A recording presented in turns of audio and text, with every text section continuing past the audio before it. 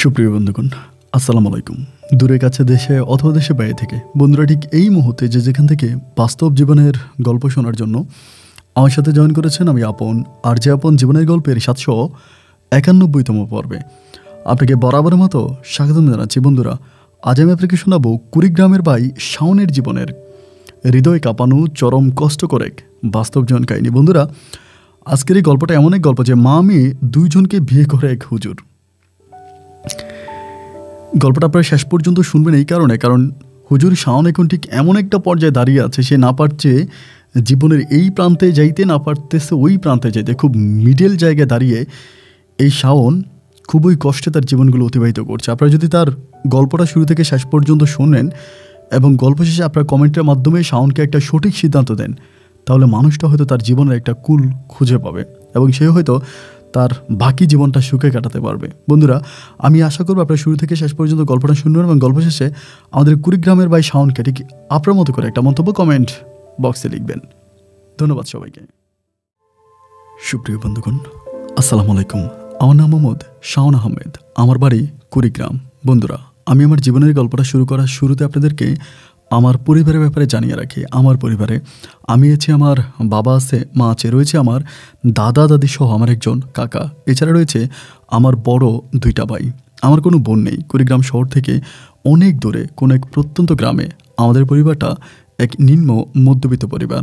আমার বাবা পেশায় একজন মাছ ব্যবসায়িক। আমার বাবার অনেকগুলো মাছের ফিশারি আছে এবং আমার বাবা অনেক দূরে দূরে গিয়ে মাছ বিক্রি করে। আমার বাবা শুরুতেই যদিও একজন জেলে ছিল, মানে হিন্দু ধর্মাবলম্বী লোকদের সাথে বিভিন্ন কুয়ায় এখানে ওইখানে গিয়ে আমার বাবা মাছ ধরত এবং সেই মাছের একটা ভাগ আমার বাবা পাইতো। তারপরে গঞ্জের বাজার গিয়ে বিকালবেলা এই মাছগুলো বাবা বিক্রি করতো। এই প্রফেশনটাকে আমাদের এলাকার মানুষগুলো খুব ভালোভাবে নিচ্ছিল না, যার জন্য আমার বাবা আস্তে আস্তে এই ব্যবসাটা ছেড়ে দেয়। মানে এই ধরনের মাছ ধরে বিক্রি করা ব্যবসাটা ছেড়ে দিয়ে আমার বাবা তখন নিজেই কিছু জমি নেয় এবং জমিগুলোর মধ্যে খনন করে আমার বাবা মাছ ফেলে। সেই মাছগুলো বড় হওয়ার পরে বাবা বিক্রি করে। পেশায় আমার বাবা একজন ভালো মানের মৎস্য ব্যবসায়িক। অনেকে আমার বাবাকে মাছ ব্যবসায়িক নামে খুব ভালো করেই চিনে। আমি আমার জীবনের গল্পটা আমার স্কুল জীবন থেকেই শুরু করি। আমি কুড়িগ্রামে আমাদের ওই প্রত্যন্ত গ্রামেরই কোনো একটা স্কুলে পড়াশোনা করতাম। আমার যেহেতু বড় দুইটা ভাই ছিল এবং আমি যেহেতু সবার ছোট, মা বাবা দাদা দাদি সবাই মিলে আমাকে নিয়ে অনেক স্বপ্ন দেখে যে আমি ছোটোবেলা থেকেই পড়াশোনার প্রতি নাকি খুব বেশি মেধাবী ছিলাম। তারা ভাবতেছিল যে এরকম করে ইনশাল্লাহ আমি কোনো একদিন খুব ভালো একটা রেজাল্ট করব, অনেক ভালো রেজাল্ট করব এবং জীবনের খুব ভালো একটা পয়েন্টে যাব, খুব ভালো একটা চাকরিও পাবো। এই স্বপ্ন নিয়ে আমার বাবা মা দুজনে আমাকে পড়াশোনা করাচ্ছে। আমার জন্য অনেক টাকা পয়সা তারা খরচ করতো। আমার খুব মনে আছে, সকালবেলা আমাকে মা সবসময় ভালো মানের খাবার দিত। যদি একটা মাছ রান্না করা হতো, সেই মাছের মাথাটা আমাকে খেতে দিত এবং যদি বাসায় ধরেন একটা ডিম আছে, আমার দুই ভাইকে না দিয়ে ওই ডিমটা আমার মা তখন আমাকে দিত, আমি খাইতাম। মানে সবসময় দেখা যায় বাইরে গেলে ভালো একটা জামা পাইলে, ভালো জুতা পাইলে বা যেখানে যাই পাইতো, ভালো মানের জিনিসটা আমাকে দিত। রান্না করার পরে সর্বপ্রথম মা আমাকে খাবার দিত। এত পরিমাণে আমাকে আদর করতো, যত্ন করতো, ভালোবাসতো। তো বলে না যে অতিরিক্ত ভালোবাসা আমি কেমন জানি একটু অনীহা হয়ে উঠতেছিলাম। মানে বাবা মা আমাকে এত বেশি ভালোবাসা দিয়েছে যে আমি খুব বেশি বেপরোয়া হয়ে উঠি। এরকম করে সময়গুলো কাটতে কাটতে একটা সময় আমি আমাদের স্কুলের ক্লাস 9-এ পড়ি। ওই সময় কিন্তু আমার যে বড় দুইটা ভাই ছিল তারা কিন্তু বাবার সাথে মাছের ফিশারিতে কাজ করতো। বড় ভাইয়া আদারাত এবং এর মেজো ভাইয়া আদারাত করে রাতের বেলায় ফিশারি পাহারা দিত এবং বাবা দিনের বেলায় পাহারা দিত। এভাবে আমার ভাইয়ারা বাবা মিলে মাছের ব্যবসা করতো। আলহামদুলিল্লাহ, আমি তখন ক্লাস 9-এ পড়াশোনা করতাম। তো যেহেতু বাবা মা দুজনে আমাকে অনেক বেশি ভালোবাসতো, তো তাদের ওই ভালোবাসায় আমি একটু বেপরোয়া হয়ে উঠি। আমাদের স্কুলেরই একটা মেয়েকে আমার খুব ভালো লাগে, মানে খুব বেশি ভালো লাগে এবং ভালো লাগার একটা পর্যায়ে আমি তখন মেয়েটাকে প্রেমের প্রস্তাব দিই। আমি তখন সবেমাত্র ক্লাস 9-এ পড়ি। প্রেম ভালোবাসার এই বিষয়টা আমি খুব ভালো বুঝতাম, কারণ ছোটোবেলা থেকে আমার অনেক স্বপ্ন ছিল নায়ক হওয়ার অনেক স্বপ্ন ছিল বলে আমি প্রচুর পরিমাণ সিনেমা দেখতাম। স্কুল ফাঁকি দিয়ে আমি আমার মায়ের কাছ থেকে টাকা নিয়ে, বড় ভাইয়া বাবার কাছ থেকে টাকা নিয়ে গোপনে গোপনে আমি আমাদের কুড়িগ্রামের সিনেমা হলে চলে যেতাম। ওখানে গিয়ে আমি সিনেমা দেখতাম। প্রচুর পরিমাণের সিনেমা প্রিয় একজন মানুষ আমি ছিলাম। সো ক্লাস 9-এর বয়সে আমি অনেক পেকে যাই, যার জন্য আমি আমাদের স্কুলের একটা মেয়েকে তখন প্রেমের প্রপোজাল দিই, তাকে ভালোবাসার প্রস্তাব করি। আমি ছাত্র হিসেবে কিন্তু খুব খারাপ ছিলাম না, মোটামুটি অনেক ভালো একজন মেধাবী ছিলাম। এই মেয়েটাকে প্রেমের প্রস্তাব দিই। এই মেয়েটাকে প্রেমের প্রস্তাব দেওয়ার পরে এই মেয়েটা এই বিষয়টা আমাদের স্কুলের হেড টিচারকে জানাই দেয়। আমি ওকে চিঠি লিখি, চিঠির মাধ্যমে ভালোবাসার প্রস্তাব করি। তো তখনও করে কি আমাদের এলাকার যিনি মানে আমাদের স্কুলের যে হেড টিচার ছিল তাকে নিয়ে সে চিঠিটা দেয়। দেওয়ার পরে স্যার তখন আমাকে অফিস কক্ষে ডাকে আমাকে জিজ্ঞেস করে এটা সত্য কিনা এবং এই চিঠি আমি লিখেছি কিনা। তো চিঠি যেহেতু আমার হাতের লেখা, এটা তো আর অস্বীকার করার কোনো কারণ নেই। আমি বললাম যে জি স্যার, চিঠি আমি লিখছি এবং এই মেয়েটাকে আমি পছন্দ করি। মনে হয় না কখনো কোনো চোরকে এলাকাবাসী এভাবে গণদোলাই দেয়। আমাকে ওই দিন আমার শিক্ষক যেভাবে মারছে, উনি মারতে মারতে হাঁপিয়ে ওঠে, মানে ক্লান্ত হয়ে যায়। ক্লান্ত হয়ে যাওয়ার পরে আমাদের যিনি সহকারী শিক্ষক ছিল তাকে ডেকে আনে। সহকারী প্রধান শিক্ষককে ডেকে এনে আমাকে বলে যে স্যার এবার আপনি মারেন। এরপর ওই স্যার আমাকে মারে, এত পরিমাণের মারে ওই স্কুল কক্ষে আমি অজ্ঞান হয়ে যাই। আপন ভাই শুনেছিলাম এখন নাকি স্কুলের মধ্যে ব্যাট ব্যবহার করা হয় না, মানে স্কুলের মধ্যে এখন কোনো ছাত্রকে মারার জন্য ব্যাট ইউজ করা হয় না। আমার কাছে মনে হয় যে শিক্ষকদের হাতে ব্যাট দেওয়ার কারণে তারা ছাত্রীদেরকে এত বেশি অত্যাচার করতো, যার জন্য বাধ্য হয়ে সরকারি স্কুল থেকে ব্যাট জিনিসটাকে উঠিয়ে দিয়েছে, পানিশমেন্ট জিনিসটাকে উঠিয়ে দিয়েছে। তো এত পরিমাণে আমাকে মারা যায়, আমি ওখানে অজ্ঞান হয়ে যাই। জ্ঞান হারিয়ে ফেলার পরে আমাকে তখন ওরা নাকি ধরাধরি করে হসপিটালে নিয়ে যায়। স্কুলের পাশে হসপিটাল ছিল, তো সেখানে নিলে আমাকে সুস্থ করা হয়। সুস্থ করলে আমি তখন বাড়ি যাই। মানে আমার ভিতর তখন এমন একটা ভয় ঢুকে যায় যে আমার কাছে মনে হয় যে শিক্ষকগুলো কসাই, তারা আমাকে মেরেও ফেলতে পারে। মানে আমি একটা মেয়েকে প্রেমের প্রস্তাব দিলাম, তাকে ভালোবাসি কথাটা বললাম, সে হয়তো শিক্ষকের কাছে বিচার দিয়েছে, ভালো কথা, কিন্তু তাই বলে তারা আমাকে এরকম করে মারবে? কেউ বিশ্বাস করবে কি না জানি না, আমি প্রায় 15 দিনের মতো বিছনা থেকে উঠতে পারি নাই। মানে 15 দিন আমি শুধু বিছনার মধ্যে শুয়েছিলাম। এত পরিমাণের জ্বর আমার হয়েছে, আমার শরীরে এখনও মনে হয় এই ভারীর দাগগুলো এখনও আছে। মানে লাস্ট পর্যন্ত যখন আমাকে মারতেছিল তখন নাকি আমার প্রতিটা বেতের আঘাতেই নাকি আমার রক্ত বেরোচ্ছিল, মানে শরীর থেকে চিরচিরিয়ে রক্ত বেরোচ্ছিল। এত পরিমাণের টর্চার, এত পরিমাণের অত্যাচার, এত পরিমাণের নির্যাতন আমার উপর ওরা করে। যাই হোক, এরপরে স্কুলের প্রতি আমার একটা ঘৃণা জন্মে যায়, শিক্ষকদের প্রতি আমার একটা ঘৃণা জন্মায়। আমি তখন আর স্কুলে যাই না। তখন আমি ভাইয়াদের সাথে রাতের বেলা গিয়ে ফিশারিতে বসে থাকি, স্কুলে যাই না। তো এই বিষয়টাতে আমার আব্বা আম্মা দুজনেই প্রচুর কষ্ট পায়। মানে তাদের অনেক স্বপ্ন ছিল যে আমি পড়াশোনা করে অনেক বড় হব, মানুষের মতো মানুষ হব। তো সেক্ষেত্রে আমি পড়াশোনা ছেড়ে দিয়েছি, তারা খুব বেশি মর্মাহত হয়। আমার বাবা তখন আমার স্কুলের হেড টিচারের কাছে গিয়ে বলে যে আমার সন্তান তো এখন স্কুলে আসতেছে না, এটা তো ভালো দেখায় না, এখন কি করা যায়? তখন আমার হেড টিচার, মানে যিনি আমাকে মারছিল, এবং ওই 2 স্যারে তখন একদিন আমাদের বাড়িতে মিষ্টি নিয়ে আসে সন্ধ্যার সময়, এবং মিষ্টি নিয়ে এসে আমাকে জড়াই ধরে বলে যে শাওন, যা হবার তা হয়ে গেছে, শিক্ষকরা মারতেই পারে, শিক্ষক হচ্ছে বাবার সমতুল্য, তো আমরা সরি, তুই স্কুলে চল। আমাকে অনেক বুঝাইছে, কিন্তু আমার ভিতর কেন জানি এই পড়াশোনা জিনিসটাই একটু ব্যতিক্রমধর্মী হয়ে গেছে। মানে এই যে দীর্ঘদিন স্কুলে যাই না, তা আমার আর ভালো লাগে না। তো স্যাররা আমাকে খুবভাবে বোঝায়, এতভাবে বোঝায় যে আমি আসলে বলে বোঝাতে পারবো না। এভাবে রিকোয়েস্ট করার পরে একবার যে আমি তখন স্কুলে যাই, মানে স্যারদের বোঝানোর পরে স্কুলে যাই, এবং স্কুলে গেলে পরে এরপর থেকে আমি প্রায় সপ্তাহখানিকের মতো স্কুলে যাই। সপ্তাহখানিক পরে আমি আবার বন্ধ করে দিই, মানে এরপরে আমি আবার আর যাই না। তো এরপরে যাই না, আমার স্কুল জীবন ওখানেই শেষ হয়ে যায়। আমি আর তখন স্কুলে যাই না, বাড়ির মধ্যেই থাকি। এরকম করেই সময়গুলো কাটতেছিল। তো তখন আবার শিক্ষকরা আমাকে অনেকবার অন্য ছাত্রদেরকে পাঠাইছে আমাকে স্কুলে নিয়ে যাওয়ার জন্য, বাট আমি আর গেলাম না। তখন ভাইদের সাথে মাছের ফিশারিতে বসে থাকে, আব্বা আম্মা দুজনেই বুঝাইছে, মানে প্রচণ্ড রকমভাবে আমাকে বুঝিয়েছিল, বাট তাতে কোনো কাজ হয়নি। আমি কারো কোনো কথাই শুনি নাই, এবং প্রত্যেককে আমি একটা কথাই বলছি যে না, আমি আর পড়াশোনা করবো না, তোমরা যাই করো, যতই কিছু করো, আমি আর পড়াশোনা করবো না, আমি আর স্কুলের বারান্দায়ও যাব না। ঠিক তাই, আমি আর স্কুলের বারান্দাও যাইনি, এবং আমি আর পড়াশোনাও করি নাই। এমন করে তখন আমি আমার সময়গুলোকে পাস করতে শুরু করি, বন্ধুবান্ধবের সাথে মিশা, ভাইদের সাথে রাতের বেলা গিয়ে ফিশারিতে মাছ ধরা, এবং বা মাছের ট্রাক আসলে ট্রাকে মাছ বিক্রি করা, এরকম করে আমার সময়গুলো কাটতে থাকে। এভাবে প্রায় অনেক দিন কেটে যায়। এমন করতে করতে একদিন আমার মা আমার উপরে খুব খেপে যায় যে আমি কেন স্কুলে যাই না, কেন পড়াশোনা বন্ধ করে দিয়েছি। একদিন সন্ধ্যার সময় আমার মা আমাকে খুব মারে, এত পরিমাণে আমাকে মারে যে আমি আসলে বলে বোঝাতে পারবো না, খুবভাবে আমাকে মারে। তো মায়ের ওই দিন রাতে মার খাওয়ার পরে আমি তখন গেলাম যে স্কুলে গেলেও শিক্ষকরা মারে, বাড়িতে থাকলেও মা মারে, তা আমি করবোটা কি? আমি ওই সময় কী করছি, ওই রাতে রাগ করে বাড়ি থেকে বেরিয়ে গেছি। রাগ করে বাড়ি থেকে বেরিয়ে গেছি, এবং বেরিয়ে যাওয়ার পরে আমি তখন কুড়িগ্রামে চলে গেছি, মানে কুড়িগ্রাম শহরের দিকে চলে গেলাম। এবং শহরের দিকে চলে যাওয়ার পরে আমি তখন অনেক খোঁজাখুঁজি পরে একটা মুদির দোকানে চাকরি পাই। একটা মুদির দোকানে চাকরি করি টানা প্রায় 2 বছরের মতো। একটানা 2 বছর আমি আমার পরিবারের সাথে কোনো যোগাযোগ রাখিনি, মানে 2 বছর আমি বাড়িতেই আসি নাই। বাবা মা ভাইয়ারা কে কোথায় আছে আমি কারো কোনো খবর নেইনি।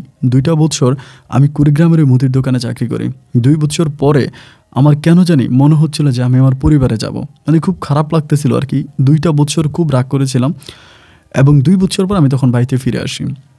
আসার পরে আমার বাবা মা ভাইয়ারা মিলে আমাকে খুব আদর করে, যত্ন করে এবং তারা আমাকে জড়িয়ে ধরে চিৎকার করে কাঁদে, আমাকে খুবভাবে বোঝায় যে এরকমটা করা ঠিক না, আচ্ছা ঠিক আছে হয়ে গেছে, আমাকে আর কখনো কোনো কিছু বলবে না, স্কুলে যাই বা না যাই, পড়াশোনা করি বা না করি, এই বিষয়ে তারা আমাকে আর কখনোই কোনো প্যারা দিবে না এবং তারা আমাকে আর কখনোই কিছু বলবে না। মানে ওরকম করে তারা আমাকে খুবভাবে বোঝায়। তা আমি বললাম যে আচ্ছা ঠিক আছে, তাহলে আমি আর মানে ওদেরই কথাবার্তা মতো আর কি, দেন আমি তখন সব কিছু অ্যাকসেপ্ট মানে মেনে নিলাম। তো তখন আমি আবার বাড়িতে চলে আসছি, এখন বাড়িতেই থাকতেছি। কিন্তু ওই যে মুদির দোকানের ব্যবসাটা করছি না, ওইটা আমি মোটামুটি খুব ভালো একটা বুঝি। তা আমাদের এই গ্রামে একটা মুদির দোকান আছে, হালিম ভাইয়ের দোকান। তা আমি মাঝে মাঝে হালিম ভাইয়ের দোকানে গিয়ে বসি। বসার পরে কোন মালটা কেমন, কোন মালটা কত দিয়ে কিনতে হয়, কোন মালটা টিকবে, কোন মালটা নষ্ট হবে, আমি বিষয়গুলো ভালো বুঝি। তো ওনার দোকানে 5-6 দিন থাকলে পরে মানে উনি আমার আব্বাকে একদিন বলে যে, আমার আব্বাকে বলে যে দেখেন আপনাদের শাওন কিন্তু এই মুদির ব্যবসাটা অনেক ভালো বুঝে, আপনার 2টা ছেলে তো আপনার সাথে কাম করে, আপনার ফিশারিতে কাজ করে, বাট এই ছেলেটা তো কোনো কিছু করে না, একেবারেই বেকার। আমি যেহেতু মুদির দোকান করি, ওরাও একটা মুদির দোকান দিয়ে দেন আপনাদের এলাকাতে। মানে একটা দোকান যেহেতু এলাকাতে আছে, আরেকটা দোকান দিলে কিন্তু ওনার ব্যবসাটা কমে যাবে, এটা কিন্তু সত্যি। এই বুদ্ধি কিন্তু কেউ দেবে না, কিন্তু তিনি আমার আব্বাকে বুদ্ধিটা দিল যে ওরা একটা মুদির দোকান দিয়ে দেন, দেখবেন ও মুদির ব্যবসাটা ভালো পারে। আব্বাকে যখন বললো, অ্যান্ড আব্বা তখন আমাকে জিজ্ঞেস করলো যে কিরে শাওন, এরকম মতো এটা বলতেছে, এখন তুই কি মুদির দোকান দিবি? তো আমি বললাম যে আব্বা খারাপ কি, যদি ব্যবসা হয় ভালো তাহলে আমি দিতে পারি, কারণ আমি এই ব্যবসাটা ভালো বুঝি, আমি 2 বছর ধরে কুড়িগ্রাম এটাতে কাজ করছি, তো আমি ভালো বুঝি। আমার আব্বা তখন করলো কি, আমার জন্য একটা মুদির দোকানের ব্যবস্থা করলো। তো ওই সময় ওরকম কোনো দোকান না, ধরেন আপনি ওই যে সন দিয়ে ঘরটর বানিয়ে উপরে টিন দিয়ে খুব ছোট করে একটা ছোটো আকারে একটা ঘর দিল আমাদের বাড়ির সামনে, দিয়ে একটা মুদির দোকান আমার আব্বা শুরু করলো। মানে আব্বার কথা হচ্ছে আমাদের নিজেদেরও তো অনেক বাজার সাজার লাগে, আশেপাশের বাড়ির মানুষ আছে তাদের বাজার লাগে, এই থেকে আমি তখন শুরু করি। তো আমি তখন মুদির দোকানটা করতেছি, খুব ভালো করে দোকান চালাইতেছি। একটানা 3 বছরে মুদির দোকান চালাই। 3 বছর চালানোর পরে এই দোকানটা আমি ওখান থেকে ভেঙে আমাদের যে বড় বাজার আছে, বড় বাজারের মেইন বাজার না, মানে মেইন বাজারের ভিতর না, বড় বাজারের পাশে আমি তখন একটা খাল আছে, খালের পারে আমি তখন আমার একটা মুদির দোকান নিয়ে যাই। খালের পাড়ে নিয়ে যাওয়ার কারণ হচ্ছে এইটা, ধরেন গ্রামের অনেক মহিলারা আছে, খুব খেয়াল করে দেখবেন, তারা কিন্তু বাজার পর্যন্ত যায় না, বাজারের ভিতরে মানুষ থাকে, বাজারে যায় না। তো গ্রামের মহিলাগুলো করে কি, কোনো কিছু লাগলে গ্রামের মানে বাজারের পাশে যে দোকানটা আছে না, ওই দোকান থেকে তারা সদাইপাতি করে, ওই দোকান থেকে তারা এটা ওইটা কিনে। তো যার জন্য আমি বুদ্ধি খাটিয়ে বাজারের ভিতরে দোকানটা না দিয়া বাজারের বাইরে দোকানটা দিলাম। তো যে টার্গেট নিয়ে দোকান দিলাম আর কি, যে এরকম মহিলা কাস্টমার পাবো, কিন্তু দেখা গেলো ঠিক তাই, আমি প্রচুর পরিমাণ মহিলা কাস্টমার পাচ্ছি, মানে অনেক মহিলা কাস্টমার পাচ্ছি। ওই সময় আমাদের এলাকার বেশিরভাগ মানুষে তখন বিদেশে থাকতো, প্রবাসী থাকতো, তো বেশিরভাগ কাস্টমারে তখন আমাদের দিকে আসতো, এসে আমার কাছ থেকে মাল এটা ওইটা বাজার সাজার নিয়ে যাইতো। এরকম করে অনেক দিন ধরে ব্যবসা বাণিজ্য করতেছি, ভালো অবস্থানের মধ্যে আছি। এমন করতে করতে আমি তখন হঠাৎ করে একটা অন্য ব্যবসা আমার মাথায় আসছিল। ওই সময় মোবাইল ফোন আস্তে আস্তে প্রচলন হয় এবং ফ্লেক্সির কোনো দোকান আমাদের এখানে ছিল না। তো বেশিরভাগ মহিলাদের জামাই হচ্ছে বিদেশে থাকে, হাজব্যান্ড বিদেশে থাকে, তখন তারা করে কি, ফোনে টাকা রিচার্জ করার জন্য অন্য ছেলেদেরকে টাকা দেয়, যে ধর আমি তোরে 20-25 টাকা দিলাম, 20 টাকা আমার ফোনে পাঠাবি, 5 টাকা তুই খাবি, এরকম করে বাচ্চাদেরকে টাকা দেয়। কারণ ওই মহিলারা তো আর বাজারের ভিতরে ঢুকতে পারে না, বাজারের ভিতরে ঢুকে ফোনে রিচার্জ করতে পারে না এবং বিশ্বাস কাউকেই করে না যে নাম্বারটা দিয়ে দিবে এরকম। তো যেহেতু আমি আমার দোকানটা ওই জায়গায় একটু সাইডে আছে, অনেক মহিলা ভাবিরে আমারে তখন বললো যে মোবাইলের টাকা উঠাও, মোবাইল দিয়ে আমরা মোবাইলে টাকা ঢুকাইতে পারি না, এটা উঠাও, অনেক ভাবিরা বললো। বলার পরে আমি তখন তাদের কথা মতো কী করলাম, ফোনে মানে একটা ফোনেরও পাশাপাশি ফ্লেক্সি করা বা রিচার্জ করার একটা ব্যবসা আমি তখন শুরু করে দিলাম। যাই হোক আলহামদুলিল্লাহ, দেখতেছি যে সব কিছু মিলে আয় উন্নতি ভালোই হইতেছে। আমার বাবা ভাইয়ারা মিলে ব্যবসা করে যেটাকে ইনকাম করতেছে, আমি মুদির দোকান চালিয়ে তারপরে মোবাইলে ফ্লেক্সি করে রিসার্চ করে আমি আরও ভালো টাকা ইনকাম করতে পারতেছি, মানে ওদের তুলনায় অনেক ভালো টাকা ইনকাম করি। আলহামদুলিল্লাহ, আমার আর কোনো টেনশন নাই, সর্বদিক থেকে আমি খুবই ভালো আছি এবং এই সব কিছু মিলে আমার দিনগুলো অত্যন্ত ভালোই কাটতেছে। এভাবে সময়গুলো সামনে দিয়ে কাটতে কাটতে একটা পর্যায়ে আমাদের ওই আমি যেখানে ফ্লেক্সি করতাম ওইখানে ওই দিন একটা মেয়ে, নাম হচ্ছে ওর শাহানা, মানে শাহানা নামের মেয়ে। তো ও হচ্ছে কি ওই গ্রামেরই একটা মেয়ে, মানে আমি যেখানে মুদির দোকান দিয়েছি তার পিছনের ওদের বাড়ি, ওই গ্রামের মেয়েটা। তো ওই গ্রামের মেয়েটা আমার কাছে প্রায় সময় আসতো, মানে যখন তার যেটা লাগবে ওইটা লাগবে বাজার সাজারের জন্য আসতো। তো একদিন সে আমার জন্য একটা মোবাইল ফোন নিয়ে আসছে, মোবাইল ফোন নেই না বলতেছে যে ফোনের ভিতরে কিছু টাকা রিচার্জ করে দেওয়ার জন্য। শাহানা ছিল মাদ্রাসায় পড়াশোনা করতো এবং আমার এই মুদির দোকানের পিছনে একটা মাদ্রাসা ছিল, বড় মাদ্রাসা, ফাজিল মাদ্রাসা, ওই মাদ্রাসায় তখন ও পড়তো আর কি, এই মেয়েটাও পড়াশোনা করতো। তো আমার দোকানে আসতে পরে আমি বললাম যে তোমার মোবাইল, মানে ওর কিন্তু আবার বাবা নাই, ওর মা আছে, ওর মা কী জানি একটা চাকরি করে, মানে ওই বাড়ির ভিতরে একটা কী জানি চাকরি করে, কোথায় জানি কী করে আমি জানি না, তবে জানি একটা চাকরি করে। তো আমি তো গ্রামের ভিতরে ঢুকেন এবং এটা তো আমার গ্রামও না, আমার গ্রাম তো অনেক দূরে, এখানে এসে আমি জাস্ট ব্যবসা করি, দোকানদারি করি। পরে আমার বলতেছে আমার এই ফোনে কয়টা টাকা ঢুকিয়ে দেন। তা আমি ফোনে কয়টা টাকা ঢুকিয়ে দিই, দিলে পরে মেয়েটা তখন করে কি, মানে একদিন পর পর আমার দোকানে আসে, সে টাকা ঢুকায়, 50 টাকা 60 টাকা করে ঢুকায়। ঢুকে সে কী যে করে আমি জানি না। মেয়েটা কিন্তু দেখতে মোটামুটি সুন্দরই আছে, লম্বা টম্বা আছে, সুন্দর আছে। তো করে কি যে আইসা এরকম করে টাকা ঢুকানোর পরে একদিন একটা ভাবি মানে দেখছে যে ও ফোনে টাকা রিচার্জ করে যাচ্ছে। তো ভাবিটা তখন আমাকে বলল যে কী ব্যাপার, আপনার দোকানে শাহানা কেন আসছে? আমি বললাম তো শাহানা তো ওর মোবাইলে টাকা ঢুকাইছে। আমি টাকা দিছিলাম, ফোনে টাকা ঢুকাইছে। পরে বলে ওর কাছে মোবাইল ফোন আছে? আমি বললাম যে হ্যাঁ আছে। তো এই কথা ভাবি কিন্তু জানা গেছে। জানা যাওয়ার পরে ভাবি তখন চলে গেছে। কী হয়েছে না হয়েছে আমি জানি না। রাত 8টার দিকে তখন ওই শাহানার মা শাবানা তখন আসছে আমার দোকানে। আইসা আমাকে বলতেছে, তুমি যে একটা কথা বলছো এটা কি সত্য? আমি বললাম কোন কথা? বলে তুমি নাকি অমুক ভাবির কাছে বলছো আমার মেয়ে শাহানার নাকি মোবাইল ফোন আছে, এটা কি সত্য নাকি? আমি তো আর ভাই অত আমার ভিতরে তো পেস্ট নেই, আমি তো আর কিছু জানি না। ওদের গ্রামীণ মেয়েরা মিলে কোন ধরনের পেস্ট করে। আমি বললাম হ্যাঁ, শাহানা তো আসছিল আমার দোকানে, এবং আসছিল একবার না, সে প্রায় প্রত্যেক দিনে আসে, আইসা তার ফোনে টাকা রিচার্জ করে নিয়ে যায়। তো কেন, কোনো সমস্যা? পরে উনি আমাকে বলে তুমি সত্যি কথা বলতেছো তো? এটার প্রমাণ দিতে পারবা যে আমার মেয়ে তোমার ফোনে টাকা ঢুকায়? আমার মেয়ের কাছে মোবাইল ফোন আছে, সে মোবাইলে টাকা ঢুকায়। আমি বলি প্রমাণ দিতে পারবো না কেন, এখানে প্রমাণ না দেওয়ার কী আছে? আপনার মেয়ে তো প্রায় সময় আমার দোকানে আসে, এবং আসার পরে প্রায়শই সে আমার কাছ থেকে রিচার্জ নিয়ে যায়, তার কাছে তো মোবাইল ফোন আছে। এই লেগে গেল ভেজাল আর কি। এখন ওদের মাঝে কী ভেজাল আমি তো জানি না। পরের দিন আমি তখন দোকান খোলার জন্য আসলে পরে আমাকে ওই এলাকার কয়েকটা ছেলে তখন দোকান খুলতে মানা করে যে ওই ভাই আপনার দোকান খুলেন না কেন, আপনি মহিলাদের মাঝে ভেজাল লাগিয়ে দেন, এবং আপনি কেন বলছেন যে শাহানার কাছে মোবাইল আছে? ওই এলাকার মোটামুটি একটু সন্টা টাইপের একটা ছেলে আর কি, একটু মাস্তান টাস্তান টাইপের, ও এসে তখন আমার দোকানে বাধা দেয়।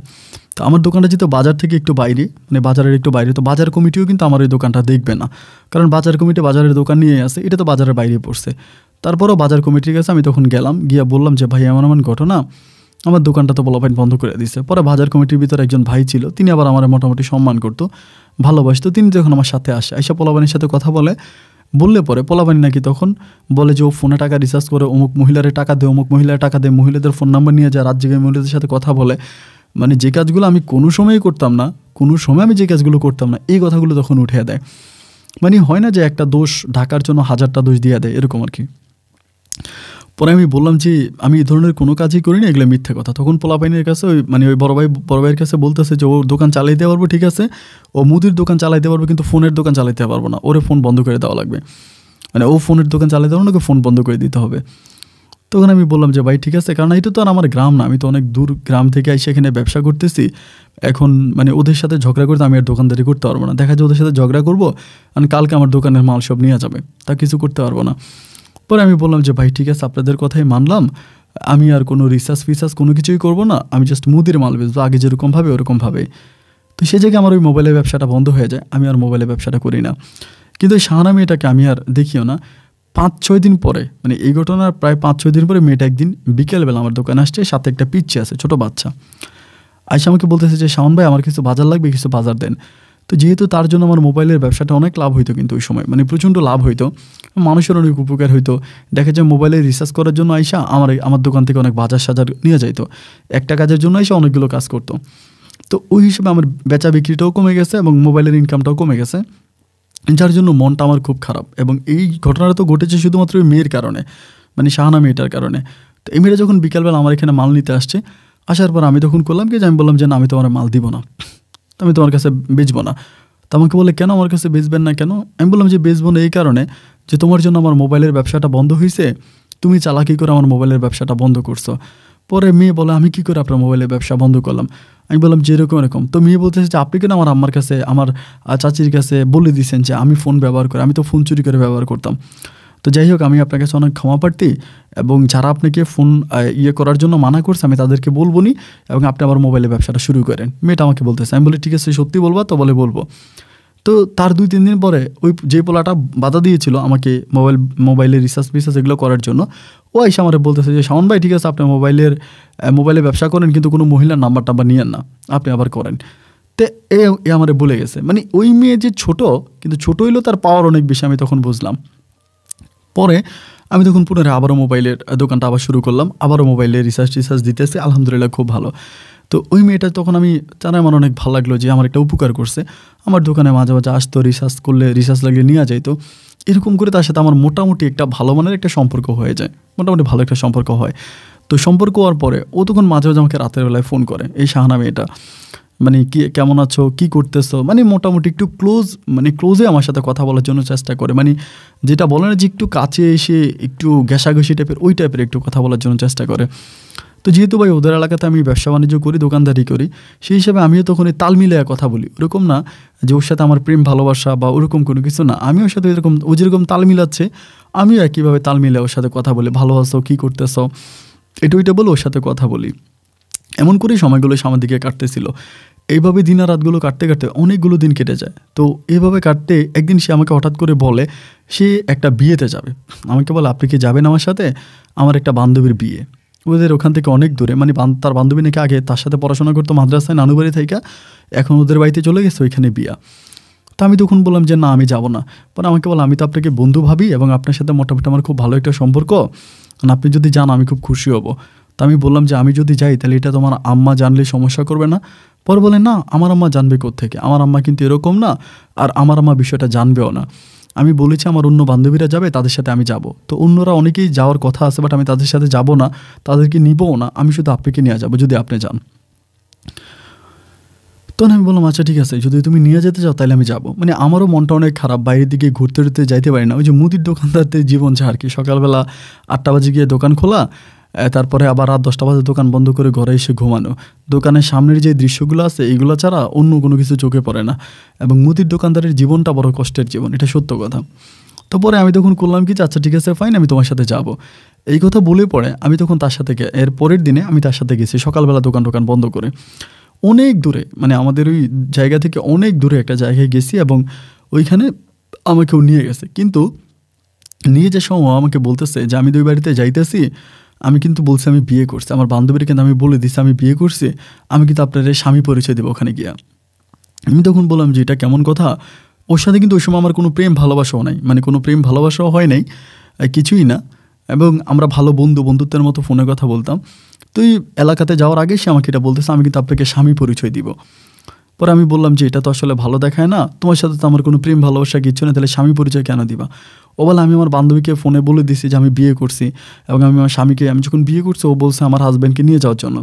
তো আমি বললাম যে তুমি তোমার বান্ধবীর কাছে মিথ্যা কথা বললা কেন? মিথ্যা কথা তো বলার কোনো দরকার ছিল না। আমাকে বলে, বলে দিছি তো এখন তো আর কিছু করার নাই, আপনি একটু কষ্ট করে যাবেন, এমন করে আমাকে বলতেছে। ও আচ্ছা ঠিক আছে, তুমি যদি বলো তাহলে আমি এখন কি করব, অভিনয় তো করতে হবে ওই ভূমিকায়। তো ওই ভূমিকা আমি তখন একইভাবে অভিনয় করার জন্য গেলাম, ওর সাথে গেলাম। ওইখানে যাওয়ার পরে তো বিয়ে বাড়িতে গেছি, গেলে পরে ওর বান্ধবী তারপর বাকিরা যারা আছে সবার কাছে পরিচয় করাই দিল, ওর নাম শাওন, আমার হাজব্যান্ড, আমার স্বামী, এটা বললো। তো আমরা ওখানে পৌঁছাইলাম আপনার ধরেন 3টার দিকে ওখানে গিয়ে পৌঁছাইলাম। এবং বিয়ে কিন্তু তার পরের দিন, ওই দিন না, আজকে রাতে গায়ে হলুদ। তো গায়ে হলুদের অনুষ্ঠান করে, গায়ে হলুদের অনুষ্ঠান শেষ হওয়ার পরে প্রায় রাত 1টার দিকে আমাদের গায়ে হলুদের অনুষ্ঠান শেষ। তো 1টার দিকে পরে তো সবাই যে যার মতো ঘুমাইতে যাবে। এখন ওর যে বান্ধবী, যে মেয়ের বিয়ে, ওই মেয়ে ওরে বলতেছে যে শাহানা তুই আর তোর জামাই মিলা ওই ঘরে ঘুমা, মানে একটা ঘর দিয়ে দিছে, বলছে তুই আর তোর জামাই মিলা ওই রুমে ঘুমা, একটা রুম দিছে আর কি। এটা যখন আমার বলছে আমি তখন চিন্তা করি, আল্লাহ এটা কোন ধরনের কথা, আমি কীভাবে ওই রুমে ওরে নিয়ে ঘুমাবো, আমরা তো হাজব্যান্ড ওয়াইফ না। পরে আমি ওরে চোখ টিপ মারতেছে, ও আমার চোখ টিপ মারতেছে, ইশারা দিতেছে যে আসো। পরে রুমের মধ্যে ঢোকার পর আমি বললাম, শাহানা এটা কী হইলো, তুমি আমার স্বামী পরিচয় দিয়ে আনলা এখানে, কিন্তু আদৌ তো আমরা স্বামী না, কিন্তু এখন আমরা এক ঘরে কীভাবে থাকবো? ও আমারে বলে, আরে বাবা আমরা হাজব্যান্ড ওয়াইফ, এখন যদি আমরা এক ঘরে না থাকি তাহলে ওরা সন্দেহ করবে না, সমস্যা না, আমরা এক ঘরে থাকি, তুমি যদি ঠিক থাকো আমি যদি ঠিক থাকি তাহলে আমাদের মাঝে কোনো সমস্যা হবে না, আমার নিজেরা ঠিক থাকলেই ভালো। এই কথা বলে ভাই তখন ঘুমাইতে গেলাম, মানে শুইলাম আর কি। এবং শোয়ার পরেই বুঝে নিত উঠতি বয়সে একটা ছেলে আর একটা মেয়ে একসাথে শুইতে গেছি, তো কতক্ষণ আর নিজেকে কন্ট্রোল করে রাখা যায়। একটা সময় আমিও কন্ট্রোল হারিয়ে ফেলি এবং ও কন্ট্রোল হারিয়ে ফেলে, আমাদের মাঝে তখন শারীরিক সম্পর্কটা হয়ে যায়। ওই সময়টা পর্যন্ত কিন্তু আমরা কেউ কারোর সাথে প্রেমও করি না, মানে কারোর সাথে কারো ভালোবাসারও সম্পর্ক নাই। তো এই কাজটা হয়ে যায়, এই কাজটা হয়ে যাওয়ার পরে সকালবেলা উঠে আমি গোসল করি, আমার মনটা কেমন জানি ভালোও লাগে আবার খারাপও লাগে। তো এরপরের দিনও একইভাবে বিয়ের অনুষ্ঠানে থাকি, তো বরযাত্রী এসে ওকে নিয়ে যাবে। এখন ও বলে আমি একা যাবো না, আমার স্বামীকে এসেও নিতে হবে, মানে ওর বান্ধবীর বাড়িতে যাবে আর কি। ওই যে বউ নিয়ে যাবে না, এমন বউয়ের সাথে আরও কয়েকজন যায় না, জানি না সব জায়গায় যায় কিনা, বাট আমাদের এলাকাতে যাইতো। তো এখন ওরে যখন বলে যে শাহানা তুমি যাও এবং ওর বান্ধবী বলে শাহানা তুই আয়, তো বলে আমি কি আমার স্বামীকে রেখে যাবো না? আমি বলে তোর স্বামীর এসেও নিয়ে আয়। পরে আমাকে সব নিয়ে গেল বরের বাড়িতে, ওই মানে মেয়েকে যেখানে বিয়ে দিল ওই বাড়িতে। না ওই বাড়িতে যাওয়ার পরে একই অবস্থায় মানে আমি কি আর আমার বউকে মানে শাহানাকে আমাদেরকে এক ঘরে থাকতে দিছে আবারও, এবং সেখানেও হচ্ছে আমাদের ওই রাত আমাদের সম্পর্ক হয়। এবং এইভাবে তো ওইখান থেকে চলে আসি। চলে আসার পরে মানে ওইখানে বিয়ের অনুষ্ঠান শেষ, 2 দিন থাকি, থাকা পরে চলে আসতেছে বাসের মধ্যে। ও তখন আমার কাঁধের উপরে মাথা রেখে বলতেছে যে 2টা দিন তো তুমি আমার স্বামী ছিলা, এখন তুমি কি সারাটা জীবন আমার স্বামী হয়ে থাকবা? আমি কি তোমাকে স্বামী হিসাবে সারাটা জীবন পাবো? ওর কথাগুলো শোনার পর আমি তখন মানে ওর মাথায় হাত দিয়ে বলতেছি, শাহানা আমাদের মাঝে তো কোনো প্রেম ভালোবাসা হয়নি, এবং এটা যদি তুমি অ্যাক্সিডেন্ট মনে করো তাহলে একটা অ্যাক্সিডেন্ট, আর যদি অ্যাক্সিডেন্ট মনে না করো তাহলে ঠিক আছে, আমি মেনে নিলাম যে তুমি আমার বউ এবং আমি তোমাকে বউ হিসাবে স্বীকার করব, আমি খুব দ্রুতই তোমাকে বিয়ে করব। তা আমাকে বলে তাহলে ঠিক আছে, তুমি তাড়াতাড়ি আমাকে বিয়ে করার ব্যবস্থা করো এবং আমি তোমার সাথে একইভাবে থাকতে চাই, একইভাবে থাকতে, যেটা আমাকে বলে। তো যাই হোক আলহামদুলিল্লাহ, এরপর থেকে শাহানাকে আমি তার বাড়িতে দিয়ে আসার পরে তারপর থেকে শাহানা এবং আমার মাঝে একটা প্রেমের সম্পর্ক শুরু হয়, একটা মিষ্টি প্রেমের সম্পর্ক। প্রত্যেক দিন দোকান বন্ধ করে দোকান থেকে 2টা চানাচুর, চকলেট, বিস্কিট যা চা পারি যাওয়ার সময় শাহানাদের বাড়ির উপর দিয়ে যাইতে ওদের বাড়িতে দেওয়া যায়। এবং এরকমও হয় যে ওর সাথে আমার সম্পর্কটা এতটাই গভীর হয়ে যায় যেটা আসলে আমি বলে বোঝাতে পারবো না। প্রায় 1 বছরের মতো আমরা তখন সম্পর্কে থাকি। 1 বছর সম্পর্কে থাকার পরে শাহানা তখন মাদ্রাসায় ক্লাস 9-এ পড়তো আর কি, মাদ্রাসা লেভেলে। তো ক্লাস 9-এ পড়তো। তো ওই সময় আমাকে বারবার বিয়ের প্রেশার দিচ্ছিলো যে আমাকে বিয়ে করো, আমাকে বিয়ে করো, বিয়ে করে তোমার ঘরে নিয়ে যাও। তো আমি তো সেগুলোকে বিয়ে করে ঘরে নিতে পারবো না ওই সময়, কারণ আমার বড় 2টা ভাই আছে। তো বড় 2টা ভাইয়ের বিয়ে না হলেও তো আমি তাকে বিয়ে করতে পারি না। তো ও আমাকে বলে আমার মা আমাকে যে কোনো সময় বিয়ে দিয়ে দেবে, যেহেতু আমার বাবা নাই, আমাকে যে কোনো সময় বিয়ে দিয়ে দেবে, তো তুমি আমাকে বিয়ে করো। বারবার যখন প্রেশার দিচ্ছিল আমি তার ওই প্রেশারগুলো নিতে না পেরে একদিন রাগ করে তার সাথে কথা বলা বন্ধ করাই দিছি, যে যা তুমি আমাকে এরকম বিয়ের জন্য প্রেশার দিচ্ছ কেন? এমন তো না যে তোমার ফ্যামিলি থেকে তোমাকে বিয়ের প্রেশার দিচ্ছে অথবা তুমি অনেক বড় হয়ে যাচ্ছ, তোমার বিয়ের বয়স পেরিয়ে যাচ্ছে, ওইরকম তো কোনো কিছুই না। তুমি তো ছোট এবং তোমার বিয়ে তো এখন হওয়ার কোনো কথাই নাই, না আমরা আপাতত রিলেশনে থাকি, পরে বিয়ে করব, তো বিয়ের জন্য কেন এরকমভাবে আমাকে প্রেশার করতেছো? যেটার উপরে রাগ করে আমার সাথে কথা বলা একটু কমাই দিচ্ছে, মানে রিলেশনটা আগে যেভাবে যাইতো ওভাবে না, আমি একটু স্পেস দিয়ে দিলাম আর কি সম্পর্কের মাঝে। তো এইভাবেই যাওয়ার পরে আমি দেখলাম যে আমি ওর কাছ থেকে যতটা দূরে সরে গেছি ও আমার কাছ থেকে ঠিক ততটাই দূরে সরে গেছে। মানে ও আমার কাছ থেকে, আমি যতটা দূরে যাচ্ছি না ভাই, ও আমার কাছ থেকে আরও দূরে চলে যাচ্ছে। মানে সম্পর্কটা একটা সময় এরকম একটা জায়গায় চলে গেছে যে আমি ওকে কোনোভাবেই আমার দিকে আনতে পারতেছি না, ও ওর মতো করে আমার কাছ থেকে আরও দূরে সরে যাচ্ছে, আরও দূরে যাচ্ছে, আরও দূরে যাচ্ছে। প্রায় 2 মাসের মতো আমাদের সম্পর্কের মাঝে একটু সমস্যা থাকে, সমস্যা থাকার কারণে ও ওর মতো করে পরিপূর্ণভাবে পাল্টে যায়। মানে আমাকে যেরকম আগের মতো করে সম্মান করতো, ভালোবাসতো, আমি ফোন দিলে রিসিভ করতো, কথা বলতো, বাট এরকমটা না। তো তখন আমি ওদের মাদ্রাসার একটা মেয়ে আছে, কারণ অনেক মেয়েরাই তো আমার দোকানে আসে, বাজার সাজার নিয়ে আসে, যেহেতু মাদ্রাসার পিছনে আমার দোকানটা।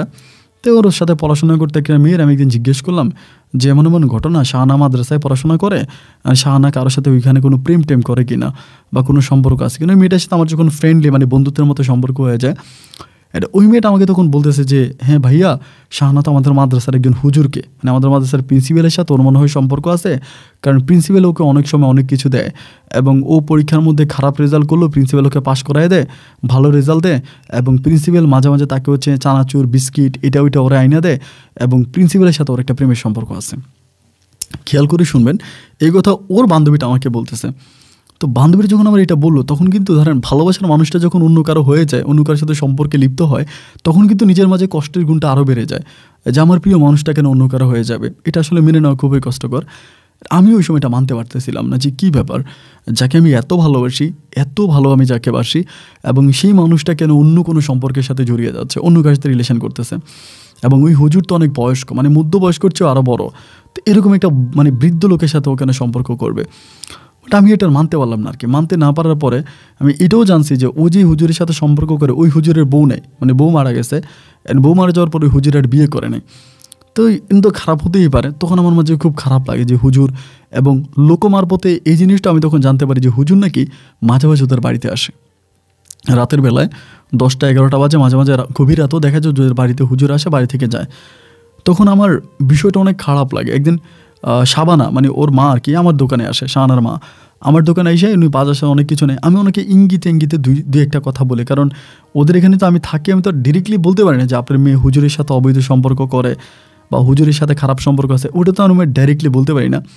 আমি জাস্ট ঘুরে পেঁচা ওনাকে কথাটা বোঝানোর জন্য ট্রাই করতেছি, মানে ঘুরেয়া এখন ওনাকে ওইটা আমি ঘুরাইতে গেছি, তো উনি আমাকে আরও খারাপ বলতেছে, যে শাহানা সম্বন্ধে এটা ওইটা বলতেছে, উনি আমাকে আরও নেগেটিভলি বলতেছে, হ্যাঁ তুমি কেন এরকম করে কথা বলবা, তুমি আমার মেয়ে সম্বন্ধে কী জানো, এটা ওইটা বলে আমাকে বলে। তো তখন যেহেতু দীর্ঘদিন ওদের ওখানে কাজ করে, ওদের এলাকার কিছু পোলাপানের সাথে একটা ভালো সম্পর্ক হয়ে গেছে না, ওই সবাইরই চিনি, সবাই আমার দোকানে আসে, এটা ওইটা খায়, ফ্রিজ আছে, দুধি আছে, এটা ওইটা খায়। তো ওদের এলাকারই তখন একটা ছেলে আছে, নাম হচ্ছে রুবেল। তো ওই ছেলেটা মোটামুটি আবার একটু ভালো, আমার সাথে সম্পর্ক ভালো, একটু নেতা টাইপের। আমি একদিন রুবেলের ডাক দিয়ে বললাম যে রুবেল, তোমাদের এলাকার মেয়ে শাহানা এরকম এরকম প্রিন্সিপালের সাথে প্রেম করে, প্রিন্সিপাল মাঝে মাঝে রাতের বেলায় তার ঘরে আসে, তার সাথে প্রিন্সিপালের অবৈধ সম্পর্ক, একদিন ধরতে পারবা, ধরলে তোমার লেগে পুরস্কার আছে। ও আমার বলে ধরলে কত দিবেন, আমি জানি প্রিন্সিপাল মাঝে মাঝে আসে, তো ধরলে কত দিবেন। আমি বলি যে শাহানার সাথে যদি হুজুরে ধরাই দিতে পারো, শাহানার সাথে হুজুরে ধরাই দিয়ে যদি বিয়েটা পড়াই দিতে পারো, মানে আমার কথা হচ্ছে বিয়ে পড়াই দিব, যেহেতু এরকমই করতেছে, তো নষ্টামি করতেছে, বুড়িকে সংসার করুক, বুড়ির সাথে বুড়ির টাকা পয়সা না খাক, বুড়ির সংসার করুক, দুইটা যদি বিয়ে পড়াই দিতে পারো, তাহলে আমি তোমাকে 10,000 টাকা দেবো। ওইটা 10,000 টাকা কিন্তু ওই সময় অনেক টাকা, বাট ওই রাগের মুখে মানে প্রেমিকার উপরে রেগে গিয়ে আমি তখন বললাম যে তোমাদেরকে আমি 10,000 টাকা দিব, পোলাবেন সবাইরে, দইরা খালি শাহানার সাথে বিয়েটা পড়াই দিবা, এটা বুড়ির সংসার করুক, এটা মানে রাগের বশত বলছে। রুবেলও তখন বিষয়টা সিরিয়াসলি নিয়ে গেছে। ওই রাতটা কেটে গেল ভাই। এরপরের দিন রাতের বেলায় আমি তখন বাড়িতে, রাতের প্রায় 2টার দিকে আমার কল দিছে যে এই শাওন ভাই কাম তো হয়ে গেছে। আমি বললাম কাম হয়ে গেছে মানে কী হয়ে গেছে? বলে ভাই ধরে ফেলছি, তো ধরে দোনোটারে বিয়ে পড়াই দিছি, মানে বিয়ে পড়াই দেওয়ার জন্য বসছি এখন। আমি তখন বললাম যে কারে ধরছো? পরে বলে শাহানারে আর হুজুরটারে। আমি বললাম কেমনে ধরছো? বলে একদম হাতে নাতে ঘরের ভিতরে ধরছি, ঘরের ভিতরে হাতে নাতে ধরছি, এখন বিয়ে পড়াই দিব। আমাদের এলাকার সব লোক আছে, আপনি আসবেন নাকি? আমি বললাম যে না রে ভাই, আমি এখানে যাবো কেন, এখন এত রাতের বেলাতে বিয়ে পড়াই দাও, ধরছো যেহেতু বিয়ে পড়াই দাও। তা আমার ভিতরে ওর আমার খুব আগেরই রাগ থাকার অবস্থা। আমি তখন বললাম যে ঠিক আছে বিয়ে পড়াই দাও। এবার কী করলো, ওর সাথে বিয়েটা পড়াই দিছে ওই হুজুরের লগে।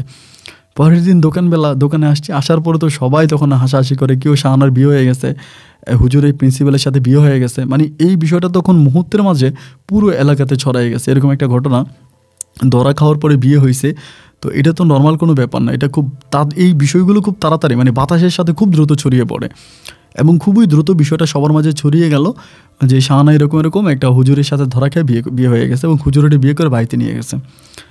তো যাই হোক, এই সাবজেক্ট এখানে আমার ক্লোজ, কারণ শাহানা যেহেতু বিয়ে হয়ে গেছে, হুজুর যেহেতু বিয়ে করেই ফেলছে, তো এখানে তো আর আমার কোনো কিছু থাকে না, বা আমার কোনো কিছু বলারও থাকে না, আমি কোনো কিছু করতেও পারবো না। যেন আমি তখন চুপ হয়ে গেলাম যে ঠিক আছে, বিয়ে হয়েছে ভালো কথা, অ্যান্ড ওই ঘরেও ভালো থাকুক, আল্লাহ ওরে সুখে রাখুক, শান্তিতে রাখুক, ও ভালো থাকুক। অ্যান্ড এই বিষয় নিয়ে আমি আর কোনো কথা বলতে চাই না। আমি আমার জায়গায় স্টিল নাও একদম শক্ত হয়ে গেছি, দোকানদারি করতেছি, ব্যবসা বাণিজ্য করতেছি, আমার মতো চলতেছি। শাহানার সাথে আমার আর কোনো যোগাযোগ নাই, ওর নাম্বারটা কিন্তু আমি ব্লক করে দিছি, মানে আমার ফোন থেকে আমি ব্লক করে দিছি, ওর সাথে আমি কোনো কন্ট্যাক্ট করি নাই। এইভাবে টানা 4 মাস কেটে যায়, 4 মাস কারোর সাথে কোনো যোগাযোগ নেই, আমি আমার মতো করে ব্যবসা করি। 4 মাস পরে একদিন বিকেলবেলা আসরের নামাজের পরে শাহানার আম্মা শাবানা আমার দোকানে আসছে। আমি তো ওনারে চাচি বলে ডাকি, তাই আমি আমার দোকানে এসে উনি এটা ওইটা অনেক কিছু কিনছে, তাই আমি বললাম চাচি, মানে একটু খোঁচা মেরে বলতেছে আর কি, যে চাচি কী অবস্থা, আপনার মেয়ের জামাই কেমন আছে? আর আপনার মেয়ের জামাই তো আপনার চেয়েও বেশি বয়স্ক।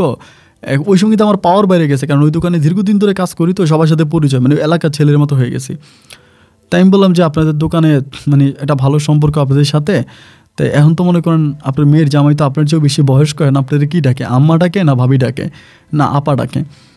পরে আমার দিকে তাকে আছে এবং খুবই মায়াবী একটা নজরে তাকে আছে, খুব মায়াবী একটা নজরে তাকে আছে, মনে যেন ওনার ভিতরে অনেক কষ্ট, এরকমটা ওনাকে দেখে মনে হয় যেন কলি যেটা ফেটে যাচ্ছে, এমন একটা অবস্থা। পরে আমি বললাম যে কী হয়েছে, আপনি কি আমার কথায় রাগ করতেছেন নাকি, আমার সাথে রাগ করছেন? তো আমার মায়ের বয়সে একটা মানুষ, মানে যদি আবার সে মনে কষ্ট পায়, মানে অভিশাপ দেয়। পরে আমি বললাম যে আপনি কি রাগ করছেন আমার উপরে, আমারে বলেন। পরে বলেন না বাবা, রাগ করবো কেন, 10 জনের মুখ কি আর বন্ধ করা যাবে, মানুষ যেটা সেটা তো বলবে। আজকে তো প্রতিটা দিন প্রতিটা রাতে এই সমস্ত মানুষের কথা শুনে আসছি আর কি, তো কিছু তো করার নেই, আর কি বলবো, যা হবারটা হয়েছে। তো আমারে বলে তোমার সাথে আমি একটা গোপন বিষয় একটু কথা বলতে পারি, তুমি যদি কাউরে না বলো। এই কথা শাহানার মা আমারে বলতেছে। আমি তখন বললাম যে ঠিক আছে বলেন, গোপন বিষয়ে কোন কথা বলবেন, আমি তো কাউরে বলবো না, এবং কাউকে বলার প্রয়োজনও নেই, আমি বলবো কেন। পরে আমারে বলতেছে যে শাওন, শুনেছিলাম মানুষের মুখে, আমি তো কখনো জানি না বা আমি কখনো দেখিও নাই, লোক মারফতে শুনেছিলাম, লোকের মুখে শুনেছিলাম যে তুমি নাকি শাহানারে পছন্দ করতা, কথাটা কি সত্য? মানে হঠাৎ করে যখন এরকম একটা কথা বলে, তখন শত হইলেও তো এক সময় শাহানাকে ভালোবাসতাম এবং গভীরভাবে তাকে ভালোবাসতাম। যখন হঠাৎ করে তার মা এই কথাটা বললো, আমার ভিতরটা তখন কেমন জানি একটু কেঁপে উঠছে, মানে অনেক খারাপ লেগে গেছে। আমি তখন বললাম যে আপনি আর কিছু নেবেন, নাহলে আপনি চলে যান। পরে আমার বলতেছে তুমি কি আমার কথায় রাগ করছো বাবা? আমি বললাম না, রাগ করি না, রাগ করার কি আছে, আপনার মেয়ের এখন বিয়ে হয়ে গেছে মাদ্রাসার প্রিন্সিপালের সাথে, তো এখন তো আপনি আমাকে এইসব কথাবার্তা বলে কোনো লাভ নাই, এইসব কথাবার্তা বলে কি আর কোনো লাভ আছে? তো পরে আমারে বলে না তুমি আমি তোমার কাছ থেকে শুধু এই কথাটা যাই নিয়ে চলে যাব যে আসলে কি তুমি আমার মেয়ের বিয়ে করতে চাইছিলে কি না, এখন আমার মেয়ের সাথে তোমার কোনো সম্পর্ক ছিল কি না, বাবা না ভালো আমাকে এই কথাটা একটু বলো। তা আমি বললাম যে যেহেতু আপনি এতই জানতে চাচ্ছেন বা এতই শোনার জন্য পাগল হয়েছেন, তাইলে আমি আপনার কাছে বলতে পারি, যেহেতু আপনার এতই শোনার বা জানার আগ্রহ। হ্যাঁ, শাহানার সাথে আমার একটা সম্পর্ক ছিল, একটা সময় আমি তারে খুব পছন্দ করতাম এবং খুব ভালোবাসতাম, এটা সত্য কথা। কিন্তু ও আমাকে বিয়ের জন্য খুব প্রেশার দিছিল। তো আমার তো বড় দুইটা ভাই আছে, তো ওই সময় কিন্তু আমার বড় দুইটা ভাই একসাথে বিয়ে করে ফেলছে। আমার বড়টা এবং ছোটোটা একই দিনে একই সাথে বিয়ে হয়ে গেছে দুটোটার, মানে আমার পরিবার থেকে বিয়ে করাই দিচ্ছে আর কি। এবং আরেকটা মজার ব্যাপার হচ্ছে একই বোন, মানে বড় বোন ছোটো বোনরা আমার বড় ভাইয়ের আর ছোটো ভাইয়ের বিয়ে করাইছে, মানে মেজো ভাইয়ের বিয়ে করাইছে এক পরিবারেই। তো এইটা নিয়ে অনেক কাহিনী টাহিনী আছে, ওইদিকে না যাই, যেটা পরিবারের, এটা আমার বিষয় না, এটা পরিবারের বিষয়, ওইখানে বিয়ে টিয়া হয়। তো এখন আমি বললাম যে ওই সময় তো আমাকে বিয়ের জন্য ও বলছিল, বাট আমি তো বিয়ে করতে পারি নাই, কারণ আমার বড় দুইটা ভাই বিয়ে ছাড়া আছে। এখন আমি যদি বিয়ে করি তাহলে আমার বড় দুইটা ভাই বিয়ের কী হবে, এবং তারা তো মনে খুব কষ্ট পাবে। তো আমি ভাইদের মনে কষ্ট দিতে চাই নাই বলে আমি বিয়ে করি নাই। তো এটার জন্য তো শাহানা আমাকে ছেড়ে চলেই গেছে, এখন এসব কথা আসতেছে কেন? পরে আমার বলে শাহানা যে তোমাকে ছেড়ে গেছে, এটা তো তাহলে শাহানার দোষ নাই, দোষ তো তোমার। শাহানা তোমাকে বিয়ে করতে বলছে, তুমি শাহানাকে বিয়ে করো নাই, এবং বিয়ে করো নাই বলেই তো শাহানা অন্য একটা রাস্তায় চলে গেছে, নাহলে তো সে যাইতো না। আমার মেয়েটা তো তোমাকে পছন্দ করতো, সেটা না আমার কাছেও বলছে। পরে আমি বলি যে তো এখন এইসব কথা বলে আর কোনো লাভ আছে, অলরেডি হুজুরের বউ। তো উনি বলে যে আচ্ছা ঠিক আছে, সমস্যা না, আমি চলে যাই। এই কথা বলে উনি তখন চলে গেছে দোকান থেকে উনি বেরিয়ে গেছে। আমি তখন আমার দোকানদারি করতেছি। ঠিক 2 দিন পরে উনি আবারও একই সময় আইসা আমার বলতেছে যে আজকে রাতে আমার বাড়িতে তুমি একটু যাবা, তোমার দাওয়াত। এটা যখন বললো, আমি তখন বললাম যে কী রে ভাই, এটা মহিলা তো আমার পিছনে ভালো করে লাগছে। আমি তখন বললাম যে না না না, আমি রাতে আপনার বাড়িতে যাইতে পারবো না, আমি আপনার বাড়িতে দাওয়াত খেতে পারবো না। আপনি আমার কী দাওয়াত দেন, মানে দাওয়াতটা কিসের? মানে আমার বলে তুমি আমার সন্তানের মতো, আমার ওই ঘুরে ফিরে সব আবেগী কথা, ইমোশনাল কথা, যে তুমি আমার সন্তানের মতো, আমার ছেলের মতো, আমি তোমার দাওয়াত দিলে তুমি যাবা না, আমি দাওয়াত দিলে কি তুমি আমার ঘরে দাওয়াত খাবা না, মানে এমনি আবেগী কথাবার্তা বলতেছে। তা আমি বললাম যে দেখেন, আপনি আমার এইগুলো কেন বলতেছেন? আপনার ঘরেও বা আমাকে কেন নিতে চান? আপনার ঘরে দাওয়াত বা আপনি আমাকে কেন খাওয়াইতে চান? তো এইসব কেন করতেছেন? মানে এইসব করার কারণটা কী কারণ? পরে আমাকে বললো কোনো কারণ নাই, তুমি আমার কাছে আমার ছেলের মতো। এখন আমি বলছি তোমার আমার ঘরে মানে 2 মুঠো ভাত খাওয়ার লেগা, এখন যদি যাও আমি মনে শান্তি পাবো, এরকম করে উনি মানে খুবই আবেগ দেখিয়ে আমার সাথে কথা বলতেছে।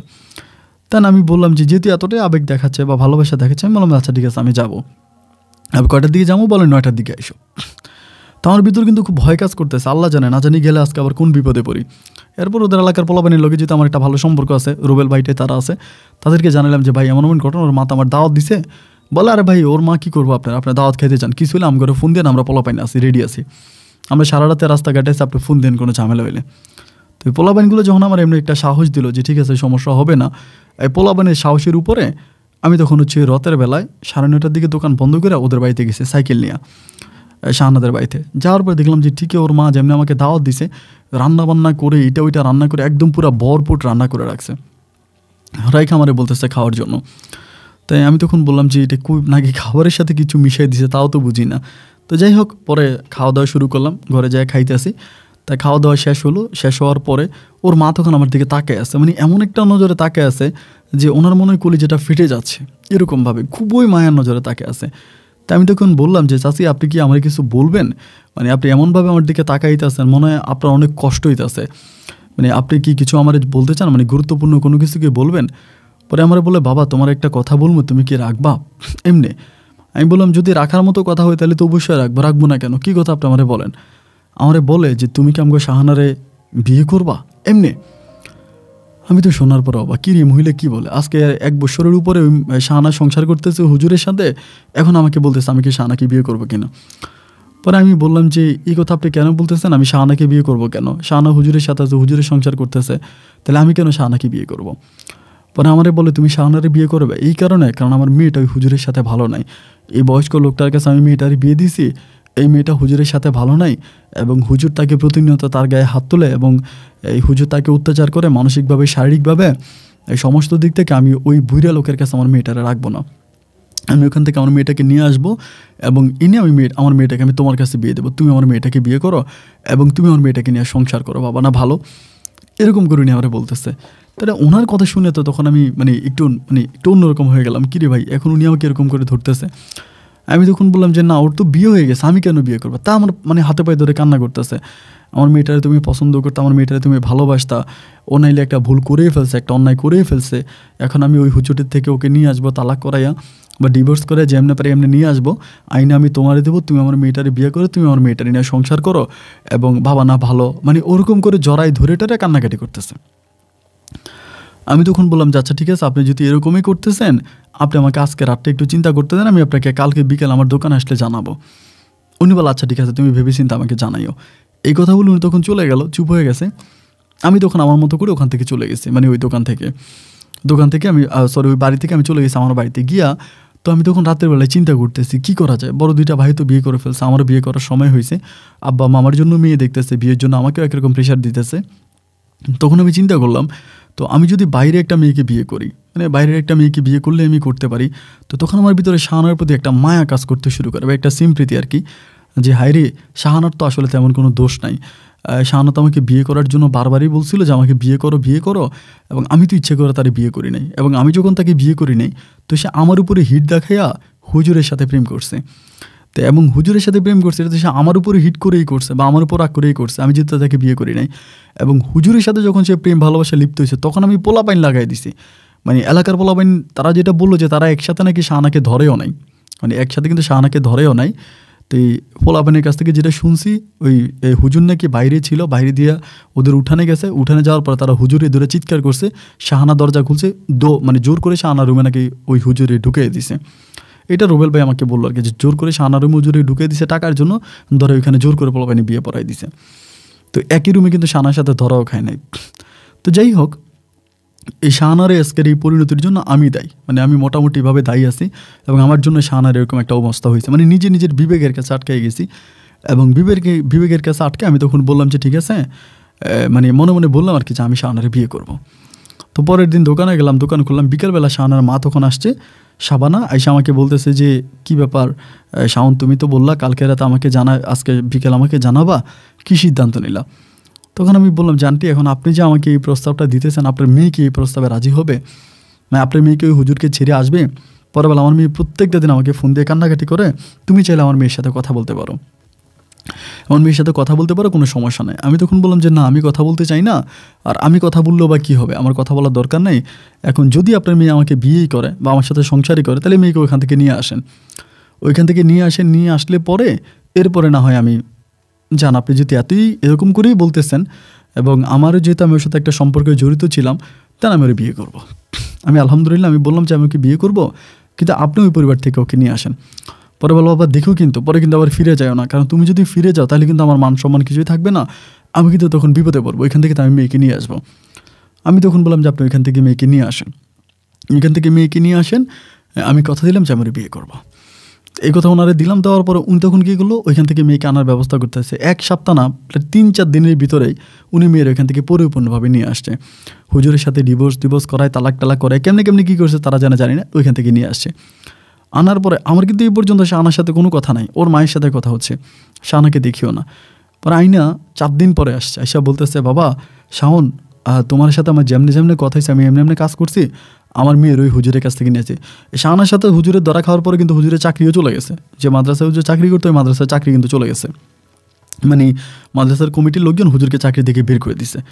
তাই না, ওর মা আমাকে বলতেছে আমি কিন্তু ওকে নিয়ে আসছি, শাহানাকে নিয়ে আসছি, এখন তুমি শাহানাকে বিয়ে করো। আমি তখন বললাম যে দেখেন, আমার পরিবার তো এটা মানবে না, আমি যদি আমার বাপ মায়ের কাছে এখন যাই বলি যে মেয়েটারে বিয়ে করবো, এক হুজুরে বিয়ে করছে, হুজুরের কাছ থেকে নিয়ে আসছে, তাহলে তো আব্বা মা মানবে না। তাই আমি বললাম যে তাইলে আমি ওকে বিয়ে করে ডিরেক্টলি আমার বাড়িতে নিয়ে যাবো, যা আছে গোপালে তা হবে, আমি বিয়ে করে নিয়ে যাবো। তো বললো আচ্ছা ঠিক আছে, কবে করবো? আমি বললাম আপনার 2 দিন টাইম দেন, 2 দিন পর আমি বিয়ে করবো। তো এই 2 দিনের ভিতরে আমার যে 2টা ভাবি আছে, ভাবিগুলোর সাথে কিন্তু আমার সম্পর্ক অনেক ভালো, খুবই মধুর সম্পর্ক, ভাবিরাও আমার অনেক বুঝে, আমিও ভাবিদেরকে বুঝি। তো আমি তখন ভাবিদেরকে বললাম যে ভাবি, এমন ঘটনা, একটা মেয়ের আমি পছন্দ করে মেয়েটার বিয়ে করে নিয়ে আসবো বাড়িতে। ভাবিরা তখন আমার বলতেছে যে তুমি তোমার আব্বুকে বলো, তোমার আম্মাকে বলো, তাদেরকে বলো, তারা গিয়ে বিয়ে করে তোমাকে নিয়ে আসুক, তুমি কেন এভাবে করবা? আমি তখন বললাম যে মেয়েটার এর আগে একটা বিয়ে হয়েছে, পরিবার তো মানবে না, আমার পরিবার তার মানবে না। তো যেহেতু মানবে না, আমি তখন তাকে গোপনে বিয়ে করে মানে নিয়ে আসবো বাড়িতে। আপনারা আব্বা আম্মারে যেমনে পারে ম্যানেজ করে আমার এই বউটারে ঘরে ঢুকাইবেন। ভাবিরা তখন বলতেছে সমস্যা নাই, তুমি যদি বলো তাহলে যেভাবে হোক আমরা ঘরে ঢুকাবো, তাই তুমি বিয়ে করে নিয়ে আসো। এই কথা ভাবি না, আমার তখন আমার দুই ভাবি মিলে আমাকে অনুমতি দিল।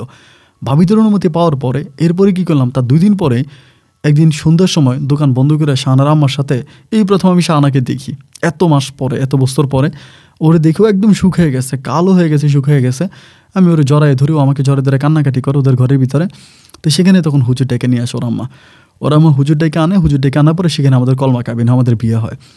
কলমা কাবিন হয়, বিয়ে হয়। বিয়ে হওয়ার পরে ওই রাতেই 10:30টার দিকে আমি তখন ওরে নিয়ে বাড়ির দিকে রওনা দিছি।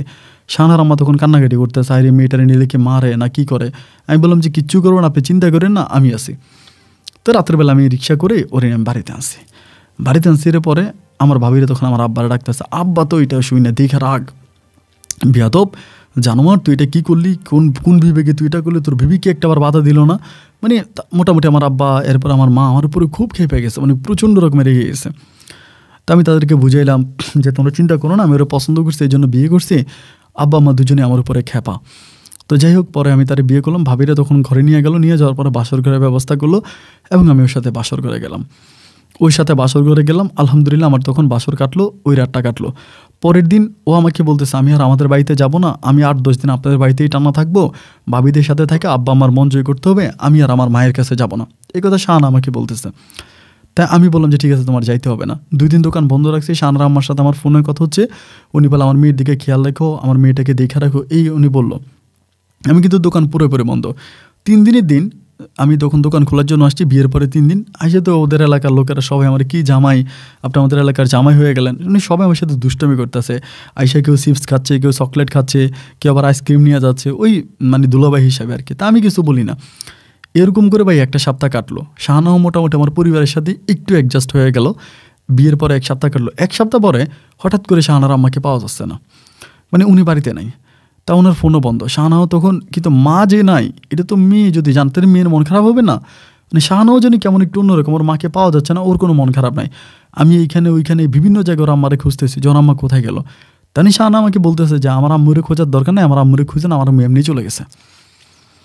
এই কথা শাহানা আবার বললো। তো ওর আম্মু এমনি চলে গেছে, মানে আমি বললাম যে তোমার আম্মু এমনি কোথায় চলে গেছে।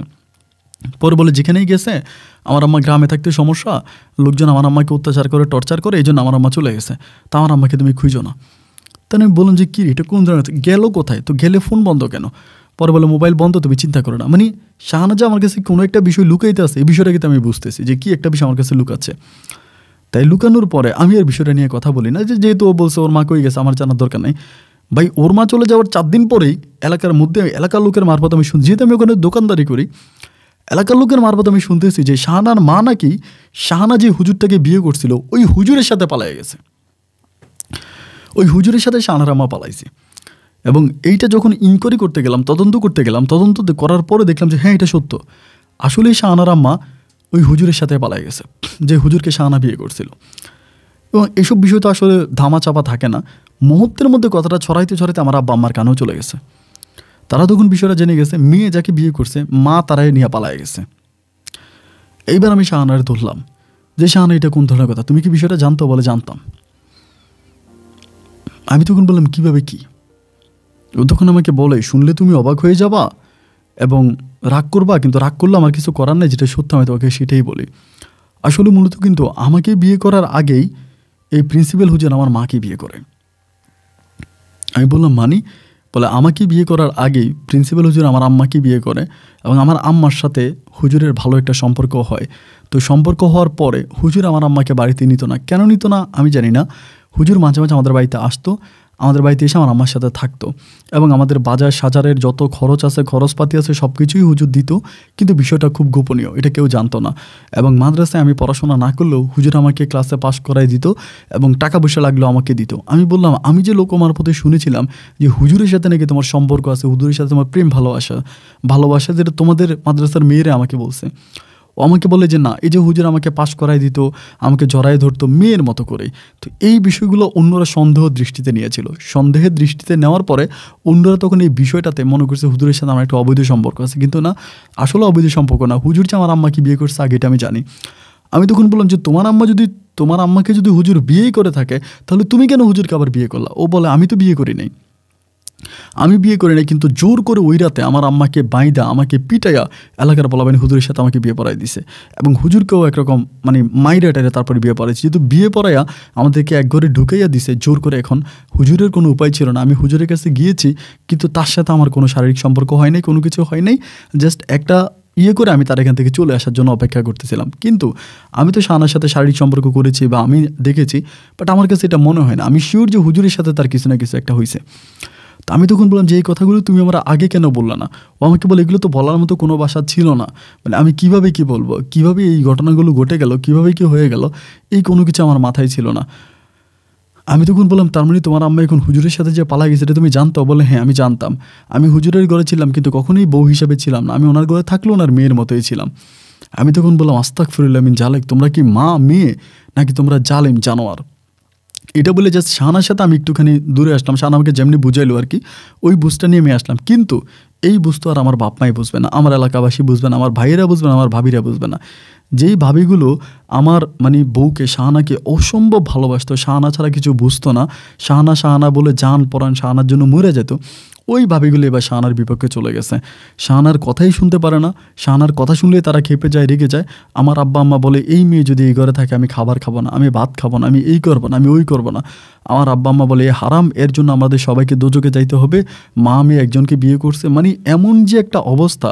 আর শাহানার মা যে কই পালাইছে ওই হুজুরকে নিয়ে তার কোনো সন্ধানে পাওয়া যাইতেছে না যে কোথায় গেছে।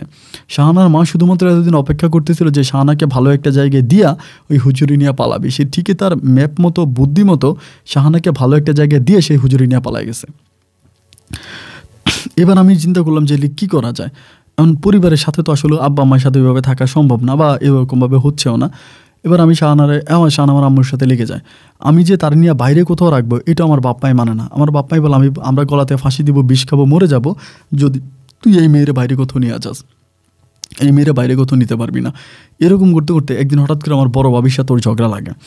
তো আমি জানি যে আসলে সত্যিকার থেকেই শাহানার তো আসলেই দোষ নাই, আমি আসলে ওর দোষ দেখি না, কিন্তু ও তো পরিস্থিতির শিকার। তো একদিন আমার ভাবির সাথে কি একটা বিষয় নিয়ে ঝগড়া লাগলে পরে ও আমার ভাবিরে মারে। মানে আমার ভাবিটা ওই হ্যাংলা ট্যাংলা ছিল, ও ভালো স্বাস্থ্য থাকার কারণে ও আমার ভাবিরে মারে, আমার ভাবির গায়ে হাত তোলে। ভাবির গায়ে হাত তোলার পরে আমার তখন খুব রাগ ওঠে যে কিরে তুই আমার ভাবিরে মারলি কেন, আমার ভাবির গায়ে হাত তুললি কেন।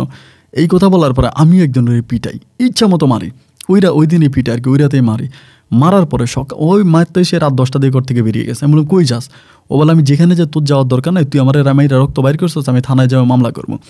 আমি বললাম যা তুই থানায় যা মামলা কর, মানে আমি বের করে দিচ্ছি রাত 10টার দিকে। এখন 10টার দিকে বাইরে ও কই গেছে আমি তো জানি না। 11টার দিকে ওর কলেজে মোবাইলটা বন্ধ। দৌড়ে বাজারের দিকে তখন আসছি সাইকেলটা নিয়ে, বাজারে এসে জিজ্ঞেস করলাম এই ঘটনা। পরে বলে তুমি তো বাসে উঠে গেছে। কোন বাসে? ঢাকার বাসে। কি ঢাকার বাসে উঠে কই গেছে? তোর মোবাইল বন্ধ। এবার তো আমি ওরা পাই না, বিশ্বাস করবেন কিনা জানি না। রাতের বেলায় বাড়িতে এসে সকালবেলা আমি ঢাকা রওনা দিছি, কুড়িগ্রামের বাসে ওইটা সকালবেলা ঢাকা। আমিও ঢাকা গেছি ওর খোঁজার জন্য। প্রায় 1 সপ্তাহের মতো টানা আমি ঢাকাতে থাকি ওরে খুঁজি, এইখানে ওইখানে, মানে পাগলের মতো রাস্তাঘাটে 1 সপ্তাহ ওরে খুঁজি, আমি ওর কোথাও পাই নাই। ওর মোবাইল ফোনটা বন্ধ, কোন জায়গায় যে গেছে একমাত্র আল্লাহ মাহবুদ জানে। তা 1 সপ্তাহ ঢাকায় থেকে আমি ঢাকা থেকে আবার ফিরে আসি। আসার পরে এলাকার সব লোকজন আমার বলতেছে ওর মায়ের কাছে চলে গেছে, ওর মায়ের সাথে আছে, ওর মা যেখানে আছে এখানে আছে, এগুলো বলতেছে। তা আমি আর তখন ওরা কোনো কিছু বলিনি। তখন মায়ের কাছে চলে গেছে সম্ভবত, যেহেতু মোবাইল টোবাইল বন্ধ, ওর মায়ের মোবাইলে বন্ধ, ওর মোবাইলে বন্ধ, তাহলে মা মেয়ে সম্ভবত একসাথে আছে বা এক হুজুরের কাছে আছে। এরকমভাবে আমার খারাপ একটা চিন্তা ভাবনা মাথায় চলে আসছে। ও যখন পালায় যায় তখন এটা 2019 সালের দিকেও পালায় যায়, ফেব্রুয়ারিতে, 19 ফেব্রুয়ারি ও তখন পালায় যায়। 19-এও চলে যায়। যাওয়ার পরে 20 সালে তখন করোনা ভাইরাস আসে দেশে, 20-21 সালে পুরোই করোনা। 22 সালের লাস্টের দিকে, আপনার ফেব্রুয়ারির দিকে, 22 সালের নভেম্বরের দিকে আমি লোক মারফতে জানতে পারি ওনাকে ঢাকাতে অনেক বড় লোকের এক লোককে বিয়ে করছে। এটা 2022 সালে এক বড় লোকেও বিয়ে করছে, ওইখানেও আছে শাহানা। এটা আমি জানি, মানে গ্রামের মানুষের মুখে শুনতে পাই, গ্রামের অনেকে নাকি গেছে দেখছে। তা আমার ওর কই গেছে না গেছে আমার জানা, আমি কিন্তু আর বিয়ে করিনি। পরিবার থেকে চাপ দিতেছে বিয়ে করার জন্য, বিয়ে কর, আমি কিন্তু আর বিয়ে করি না। কারণ আমার জীবনে যে অ্যাক্সিডেন্টগুলো ঘটে গেছে, এরপর আবার বিয়ে করা, সংসার করা, এগুলো ভাই আমি আর করতে পারবো না, যার জন্য আমি বিয়ে করিনি। তো 2022 সালের দিকে লাস্টের দিকে এই নিউজটা জানতে পারি। 2023 সালের জুন মাসের দিকে, 2023 জুনের দিকে ও হঠাৎ করে ওর জামাই নিয়া একটা খুবই বয়স্ক একটা, মানে ওইটা নাকি ওর হাজব্যান্ড, একেবারে বয়স্ক, মানে আদা মরা যাকে বলে, আদা বুইরা, ওই ব্যাটারি লইয়াও তখন আমাদের গ্রামে ঢুকে, এবং আমাদের গ্রামে ঢুকা মাত্রই ভাই আমি কি বলবো আসলে বলে বোঝাতে পারবো না, আমার মনে হয় একদিনে ও 10 লাখ টাকা খরচ করে। ওই এমন এক গাড়ি নিয়ে আসে, ওই গাড়ি আমাদের এলাকার মানে এমপিও চালাইতে পারে না, মানে আমাদের এলাকার এমপিরও এত সুন্দর গাড়ি নেই। ওই বুইরারি নিয়ে ওই গাড়ি নিয়ে ও তখন আমাদের বাড়িতে ঢুকে, আমাদের গ্রামে ঢুকে। ঢুকার পরে আমাদের গ্রামের মানুষদেরকে 2 হাত বেড়ে দিতেছে, 10,000, 5,000, 20,000, 50,000 করে দিতেছে। মসজিদের ভিতরে এক দাগে 5 লাখ টাকা দিয়ে দিল, মানে টাকার পাহাড়, টাকার পাহাড়। তাই সবাই তো, আমার বাপ মাই তখন তো টাসকি লেগে গেছে যে কী ব্যাপার, মানে আমাদের গ্রামে দিচ্ছে, ওদের গ্রামেও দিচ্ছে, আমাদের গ্রামেও দিচ্ছে। যেহেতু আমার গ্রামের শ্বশুর বাড়ি ছিল, সবাই ওরে চিনে, সবার সাথে সম্পর্ক আছে, আমাদের গ্রামে এসে দিচ্ছে। আমাদের গ্রামের মানুষ তখন পাগল হয়ে গেছে ওর জন্য। কী রে ভাই, ও টাকার এরকম বস্তা নিয়ে আসছে, টাকার বস্তা নিয়ে আসছে, জায়গা কিনে, মাদ্রাসার নামে জায়গা কিনে দিতেছে, মসজিদের কাজ করার জন্য টাকা দিতেছে, ওদের গ্রামে দিতেছে, আমাদের গ্রামে দিতেছে, ওই গ্রামে দিতেছে। আমার কাছে মনে হয় যে ওই 1 সপ্তাহের মতো গ্রামে ছিল, 1 সপ্তাহের ভিতরে ও কম করে হইলেও প্রায় 30 থেকে 40 লাখ টাকা খরচ করছে। 1 সপ্তাহে 30 থেকে 40 লক্ষ টাকাও খরচ করে গেছে আমাদের এই 2-3টা গ্রামে। তখন সবাই তো পাগল হয়ে গেছে, কিরে ওই টাকা কী করলো, এই সেই তো চলে গেছে। আমার বাপ মায়ে তখন আফসোস করে, হাই রে মেয়েটা তো টাকার মালিক, যদি এরকম করতো তো কেমনে কেমনে ও আমার ফোন নাম্বারটা নিয়ে গেছে, কার কাছ থেকে নিয়েছে জানি না। 1 সপ্তাহ পরে এখান থেকে চলে গেছে ঢাকাতে যাওয়ার পরে 5 দিন পরে আমার একদিন ফোন দিছে, ফোন দিয়ে বলতেছে, শাওন কেমন আছো? তো আমি বললাম, বাপরে বাপ, তোর মায়েরও যেই গুণ, তোরও যেই গুণ, যেই খেলায় 1 সপ্তাহে তুই এই কয়েকটা গ্রামে দেখাই গেলি, তাই মানুষ তো টাস্কি লেগে গেছে তোদের মা মেয়ের কাহিনী দেখে। তোর মা কই আছে, তুই করেই বলি। পরে আমার বলে, এখনও তুমি আমাকে অসম্মান করো? আমি বললাম, অসম্মান করার কি আছে? ও আমাকে বলে, আমি বুইরা লোকটারে বিয়ে করছি, ঢাকাতে নিজেদের বাড়ি আছে, নিজের 2টা বাড়ি আছে, ওর বউয়ের সাথে সম্পর্ক ভালো নয়, ও আমাকে বিয়ে করছে, আমি ওর সেকেন্ড ওয়াইফ, আমি টাকা পয়সা যা চাই আমাকে তাই দে, ওর কাছে কোনো টাকার অভাব নেই, ওর আমেরিকাতেও বাড়ি আছে। এই কথা আমাকে শাহানা বলতেছে। আমি তখন বললাম, বাহ, তাহলে তো ভালোই। তো তোমার আম্মার কোনো খবর আছে? বলে, আমার আম্মা আছে, আমার আম্মা ঢাকাতেই আছে, ওই প্রিন্সিপালও ঢাকাতে একটা মাদ্রাসায় চাকরি করে, আমার আম্মাকে নিয়ে সুখে আছে। তা আমি বললাম, এখন যে বুইরাটি বিয়ে করছো, ওই বুইরা কি জানে যে তুমি এর আগে এরকম আরও 2টা বিয়ে করছো? ও আমাকে বলে, দেখো ও কিছুই জানে না, তুমি আমার উপর রাগ করো না, তুমি যদি বিপদে পড়ো, টাকা পয়সা লাগে আমারে বলো, আমার যদি টাকা পয়সা লাগে আমারে বলো। তো আমার তো ওই সময় দোকানটা আমি বন্ধ করে দিছি, ওর এই ঝামেলা টামেলায় পইরা। পরে আমি আমার ভাবিদেরকে বলি যে, ভাবি শাহানা এমনি এমনি আমার সাথে কথা বলে, এই নম্বরে ফোন করে। ভাবিরে তখন আমার বুদ্ধি দেয়, এখন তোর কাছে টাকার অভাব না, ওর কাছ থেকে টাকা আন, টাকাই না কোনো একটা ব্যবসা বাণিজ্য ধরে ফেল, ওইরকম করে আমাকে বলতেছে। তা আমি তখন বলি, কী ব্যবসা বাণিজ্য ধর্ম? কই জমি কিন না, পেট্রোল পাম্প টাম কিছু একটা কর, বা ইটের বাটা দিয়ে কিছু একটা কর, মানে ভাবিরা আমার বলতেছে। তো বাবা যেহেতু ওই সময় মাছের করে, আমাদের এখানে অনেক বড় একটা মাছের আড়ত আছে, ওইটা নাকি বিক্রি করবে, মানে আড়তের জায়গাটা বিক্রি করবে আর কি, যেখানে মাছ বিক্রি হয় জায়গা। তা আমি ওর শাহানার একদিন বললাম যে, জায়গাটা আমি কিনবো, যদি পারো আমার টাকা দাও। এগুলো কিন্তু আমরা ভাবি শিখিয়ে দিচ্ছি, আমি কিন্তু নিজ থেকে বলিনি ওর এই কথাগুলো।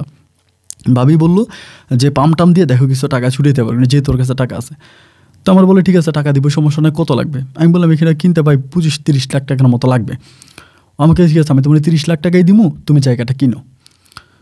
এটা গত বছরের ঘটনা। আমি তখন বললাম যে, এটাই তুমি ঠিক বলতেছো? ও বলে, হ্যাঁ আমি দিব, তুমি ঢাকায় আসো, ঢাকায় আসলে আমি তোমার টাকাটা দিব। এই কথা বলে আমাকে ঢাকায় ডাকলো, আমি ঢাকায় গেলাম। যাওয়ার পরে ভাই, আমার জীবনে কখনো এগুলো আসলে কেউ গল্প সিনেমায় বিশ্বাস করবে না, কিন্তু আমার এই 30 লক্ষ টাকা ও একসাথে দিয়ে দিছে।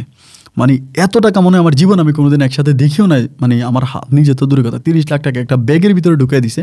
আমাকে বলে, এখানে 30 লাখ টাকা আছে, আমি ব্যাংক থেকে উঠাইছি, তুমি এই টাকা নিয়ে জায়গাটা কিনো। কিন্তু তোমার কাছে আমার একটা অনুরোধ আছে, টাকাটা যে নিবে একটা অনুরোধ, তুমি মানবা কি না মানবে এটা তোমার অনুরোধ। আমি তোমাকে জীবনে, তুমি আমার জীবনের প্রথম ভালোবাসা, আমি তোমাকে আমার জীবনের প্রথম ভালোবাসি, এবং আমি তোমাকে আজও আমার সেই প্রথম ভালোবাসা হিসাবেই দেখতেছি। তো তোমার কাছে আমার একটা অনুরোধ, তুমি যেহেতু টাকাটা নিয়ে যাবা, আরত দিবা, তুমি আমাকে বিয়ে করবা কি করবা না সেটা আমি জানি না, কিন্তু আমি স্বামীর সুখটাই বুড়ো লোকটার কাছে পাচ্ছি না। তো যার জন্য আমি তোমাকে অনুরোধ করব যে, আমি তোমাকে যখন ডাকি তখনই তুমি ঢাকাতে আসবা, এবং আমার সাথে তুমি রাতের বেলা থাকবা। এই এগ্রিমেন্ট আমি তোমাকে টাকা দিতে পারি, যেহেতু তুমি আমার স্বামী, একসময় তুমি আমার স্বামী ছিল, এখনও আসো, আমি কিন্তু তোমার সাথে ডিভোর্স তালাক কিছুই হয় নাই। আমি তখন ওই টাকার লোভ দেখে, মানে এত টাকা দেখে আমি লোভ সামলাইতে পারি। আমি বললাম যে, ঠিক আছে তুমি টাকা দাও, আমি তোমার কথা রাজি আছি। ওর কাছ থেকে আমি তখন টাকাটা নিলাম, মানে আরদের জায়গাটা কিনলাম, কিনা ওইখানে আমি মাছের ব্যবসা শুরু করতেছি। আলহামদুলিল্লাহ, রাতারাতে আমাদের পরিবারটা পরিপূর্ণভাবে পাল্টে গেছে, ওইটা তো অনেক লাভ হইতে আছে। এরপর থেকে আমি প্রতিনিয়ত ওর কাছে যাচ্ছি, আমি পরিবার আসতেছি, ও আমাকে নিয়ে ওইখানে যাচ্ছে, ওই যে ঘুরতেছে, কিন্তু বুইরার সংসার করতেছে। ঢাকাতে যে বুইরাটি বিয়ে করছে, বউ কিন্তু ওই বুইরার, বাট আমারে ফোন দিতে আসে যে, আজকে তুমি এই জায়গায় আছো, আমি যাচ্ছি, আমার সাথে রাতে থাকতেছে, কালকে তুমি এই জায়গায় আছো, আমি যাচ্ছি, আমার সাথে রাতে থাকতেছে। এরকম করে আমার সাথে রাত কাটাইতেছে। আর পরিবার থেকে আমাকে বলতেছে বাপ মা বিয়ে করাবে। ইদানিং মানে এই কয়েকদিন ধরে আমাকে বলতেছে বিয়ে করাবে, এই খবর ওর কানে চলে গেছে। ও আমাকে বলে তুমি যদি বিয়ে করো হয় আমি বিষ খাবো, ফাঁসি দিয়ে মারা যাব, নাইলে তোমার জীবন আমি শেষ করে দেবো। যদি 1 কোটি টাকা আমার খরচ করা লাগে আমি করবো, করে আমি তোমার বাপ মা 14 গোষ্ঠীর জেলের ভাত খাবো, তোমার আমি জেলের ভাত খাবো। আমি যে তোমার টাকা দিচ্ছি এটা ডকুমেন্ট আমার কাছে আছে, প্রমাণ আমার কাছে আছে। তুমি যে আমার কাছ থেকে টাকা নিচ্ছ এটা প্রমাণ আছে, যে কোনো জায়গায় আমি প্রমাণ রেখে দিছি। তাহলে আমি বললাম তুমি ঠিক আছে, তাহলে ওই বুড়িয়ারে ছেড়ে চলে আসো, তুমি এসে আমার সংসার করো। এখন তো আমার কাছে টাকা পয়সার অভাব নাই, আমি নিজে ব্যবসা বাণিজ্য করতেছি, সবই টাকা আমার কাছে আছে, তুমি আমার কাছে চলে আসো, আসি আমি তোমার নিয়ে সংসার করি। ও আমার বলে না আমি বুড়িয়ারে যাইতে পারবো না, আমি বুড়িয়ারে এত বড় ধোকা দিতে পারবো না। তাই আমি বললাম বুড়িয়াকে তো তুমি প্রতি মুহূর্ত ধোকা দিয়েই যাচ্ছ, তুমি 2-3 দিন পর পরে আমার সাথে রাতের বেলা থাকতেছো, তার বউ হয়ে তুমি আমার সাথে থাকো, তাহলে কি তাকে ধোকা দেওয়া হচ্ছে না? ধোকা তো সে খাচ্ছেই। ও আমাকে বলে ধোকা, এরকম ধোকা ও খাবেই, কারণ ওর কাছে তো কিছুই নাই, ওর ভিতরে কিছুই নেই, যেটা আমি ওর ভিতরে পাই না সেটা আমি তোমার কাছ থেকে নিচ্ছি, কিন্তু স্বামী হিসাবে আমি ওকে রাখবো, ও যদি কোনোদিন মরে যায় তবে আমি তোমার কাছে যাব। তা আমি বললাম তাইলে কি আমি বিয়ে করবো না? অ্যান্ড আমি বিয়ে করি, আমার বউ থাকুক, তোমার যখন লাগবে আমি তখনই তোমার কাছে যাব, তোমার সাথে থাকবো। ও আমাকে বলে না, তুমি অন্য কোনো মেয়ের কাছে যাইতে পারবে না, তুমি অন্য কোনো মেয়ের কাছে গেলে খারাপ হয়ে যাবে। আমি বললাম আমি অন্য কোনো মেয়ের কাছে গেলে খারাপ হয়ে যাবে, কিন্তু তুমি যে প্রতিনিয়ত একটা বুড়ার সাথে থাকতেছো ও খারাপ হয় না? ও আমাকে বলে যে ঠিক আছে তাহলে তুমিও ওই আমার বুড়ার বয়স যেরকম 70-এর উপরে, তুমি এরকম 70-এর উপরে কোনো মহিলাকে বিয়ে করো, 70-এর নিচে কোনো মহিলাকে বিয়ে করতে পারবে না। আমার বুড়ার বয়স যেরকম এরকম বয়স্ক একটা মহিলাকে তুমি বিয়ে করো, আমার আপত্তি নেই, আমি বাধা দিব না। এটা কি আর সম্ভব? আমি কি এত বয়স্ক মহিলা বিয়ে করবো? ঠিক ভাই, এমন একটা অবস্থার মধ্যে দাঁড়িয়ে আছে, আমি না পারতেছি এই পারে যাইতে, না পারতেছি ওই পারে যাইতে। এই জিনিসগুলো নিয়ে আমার পরিবারের মাঝে তুমুল পরিমাণে ঝগড়া। অলওয়েজ আমার বাবা আমার সাথে ঝগড়া করে, আমি খাইতে গেলে আমার গালাগালি করে, বইতে গেলে গালাগালি করে, টাকার অভাব নাই, ইয়ের অভাব নাই, তুই বিয়ে কেন করিস না? কিন্তু ভাই আমি যে বিয়ে কেন করি না এটা শুধু একমাত্র আমিই জানি। এইটা আমি না পারি আমার পরিবারের বুঝাইতে, না পারি আমার ভাইদেরকে বুঝাইতে, না পারি ভাবিদেরকে বুঝাইতে, না পারি এলাকাবাসীকে বুঝাইতে, না পারি আমার ওয়াইফ শাহানাকে বুঝাইতে। আমি কাউকে বুঝাইতে পারি না। আমি এখন কোন দিকে যাব, কি করব? আমি কি শাহানাকে ছেড়ে দিয়ে গোপনে বিয়ে করব? আর বিয়ে করলে কি শাহানা আমাকে ভালোভাবে থাকতে দিবে? নাকি শাহানার জন্য অপেক্ষা করবো ওই বুইরা মরে যাওয়া পর্যন্ত? বুইরা মরলে শাহানা আমাকে বিয়ে করবে? নাকি আমি বাড়ি থেকে পালিয়ে যাব? নাকি আমি বিদেশে চলে যাবো? আমি কী করবো কোনো কিছুই বুঝতেছি না ভাই। যার জন্য সর্বশেষ আপনার দরবারে এসে ধারস্থ হলাম, আপনাকে আমার কথাগুলো বললাম। আপনার কাছে আমার একটা অনুরোধ আপন ভাই, আপনি আমাকে একটা ভালো যুক্তি পরামর্শ দিবেন। আমার গল্প প্রচার করেন বা না করেন, আপনি আমাকে একটা ভালো বুদ্ধি দিবেন ঠিক এই সময় আমি কি করতে পারি, কি করলে আমার সর্বদিক ঠিক থাকবে। আপন ভাই ভালো থাকবেন, আপনার জন্য দোয়া এবং ভালোবাসা। কুড়িগ্রাম থেকে শাওন আহমেদ। আসসালামু আলাইকুম।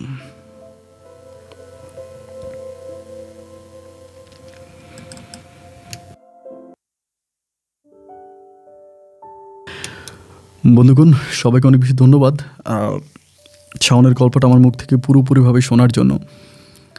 শাওন মাইনকার চেপে আটকাইছে বলতে শাওনকে আমি বারবার প্রশ্ন করেছিলাম যে শাহানার কাছে কি প্রমাণ আছে, আপনাকে যে টাকা দিয়েছে ও বলে প্রমাণ আছে। আর টাকা দিলে প্রমাণ থাক বা না থাক, বর্তমানে শাহানা যে পরিমাণের প্রভাবশালী, ঢাকাতে 30 লাখ টাকা উড়ে দিয়ে দিছে, 1 সপ্তাহের ভিতরে 40 লাখ টাকা এলাকাতে খরচ করছে। ঢাকা শহরে এরকম মুরগি আছে, ঢাকা শহরে মুরগি আছে, এরকম বুইরা মুরগি আছে, ইয়াং মুরগি আছে, এবং সুন্দরী গ্রাম থেকে যাওয়া বিভিন্ন মেয়ের ওই মুরগিগুলারে টার্গেট করে, যাদের মোটামুটি ব্রেইন শক্তি ভালো আছে, এই মুরগিগুলারে টার্গেট করে কিছু বড় লোকের এরকম আবাল টাইপের পোলাপাইন থাকে, যাদের বাবার অগণিত টাকা রাখার জায়গা নেই, ওদেরাও কিন্তু এরকম মুরগির ফাঁদে, মানে এরকম কি বলে 12 মাতারি বলে না, হ্যাঁ 12 মাতারিদের ফাঁদে পড়ে। তো যাই হোক, আমি কাউকে অসম্মান করি না, শাহানাকে অসম্মান করছি না, জাস্ট গল্পের প্রসঙ্গে বা আপনার জীবনের স্টোরি নিয়ে কথাটা বলে, এই জন্য আমি বললাম। শাওন ভাইকে আমি একটা কথাই বললাম যে আপনি এই বিষয়ে আমি এটাও বলবো না যে আপনি শাহানাকে ছেড়ে দিয়ে নতুন করে বিয়ে করেন বা মানে আপনি শাহানাকে ধরে রাখেন, এটাও আমি বলবো না। আমি শুধু বলবো যে আপনি পুরোটা বিষয় আপনার বাপ মাকে জানান, যেহেতু বাবা মা বুঝতেছে না, তাদেরকে পুরোটা বিষয় জানান যে শাহানা এমনি টাকা দিছে, তার কাছে প্রমাণ আছে, এবং আপনি তার কাছে যাচ্ছেন। আমাকে যেভাবে এই ঘটনাগুলো বলছেন, এই প্রত্যেকটা ঘটনা আপনি আপনার বাবা মাকে বলেন, যেহেতু বাবা মাই আপনাকে বিয়ের জন্য প্রেশার দিচ্ছে। তাদেরকে বুঝিয়ে দেখেন, তারা যে সিদ্ধান্ত নেয়, যে সিদ্ধান্ত নিতে বলে আপনি সেটাই নেন। আমি এটাই বলেছিলাম। আমি জানি না আমার যুক্তি তার জন্য কতটুকু কাম্য হবে, তবে Shahana is a dangerous. Shahana টাইপের মানুষগুলো, যদিও এই গল্পের ভিতরে নাম ঠিকানা সব কিছুই হাইড দেওয়া, ছদ্মনাম ব্যবহার করা, কোনোটাই ওদের অরিজিনাল নাম না, তো সেজন্যই বলে রাখি আজকের গল্পের চরিত্রে যে শাহানা ছিল সে কিন্তু ডেঞ্জারাস। শাহানা কিন্তু একটা না, গোটা বাংলাদেশে এরকম অসংখ্য শাহানারা আছে, যারা সংসার করে একজনের, ঘুমায় আরেকজনের সাথে। এদের কাছ থেকে কিন্তু সাবধান। বন্ধুরা ভালো থাকবেন, সুস্থ থাকবেন, এই শুভকামনায় আজকের মতো এখানে বিদায়। তবে হ্যাঁ, অবশ্যই অনুরোধ থাকবে, শাওন ভাই খুব কষ্ট করে ওনার গল্পটা আমাকে লিখেছে, যার জন্য ওনার এই জীবনের গল্পটা নিয়ে তার একটা সঠিক সিদ্ধান্ত আপনারা কমেন্ট বক্সে লিখবেন। শাওন ভাই কোন কাজটা করলে বেটার হয় এটা আপনারা কমেন্ট বক্সে শাওন ভাইকে লিখে দিবেন, এবং এটা পরে সে হয়তো তার জীবনের একটা সঠিক পয়েন্টে যেতে পারবে। বন্ধুরা সবাই ভালো থাকবেন, সুস্থ থাকবেন, এই শুভকামনায় আজকের মতো এখানেই বিদায়। দেখা হবে অন্যদিন অন্য কারো বাস্তব জীবনের গল্প নিয়ে। আল্লাহ হাফেজ অ্যান্ড আসসালামু আলাইকুম।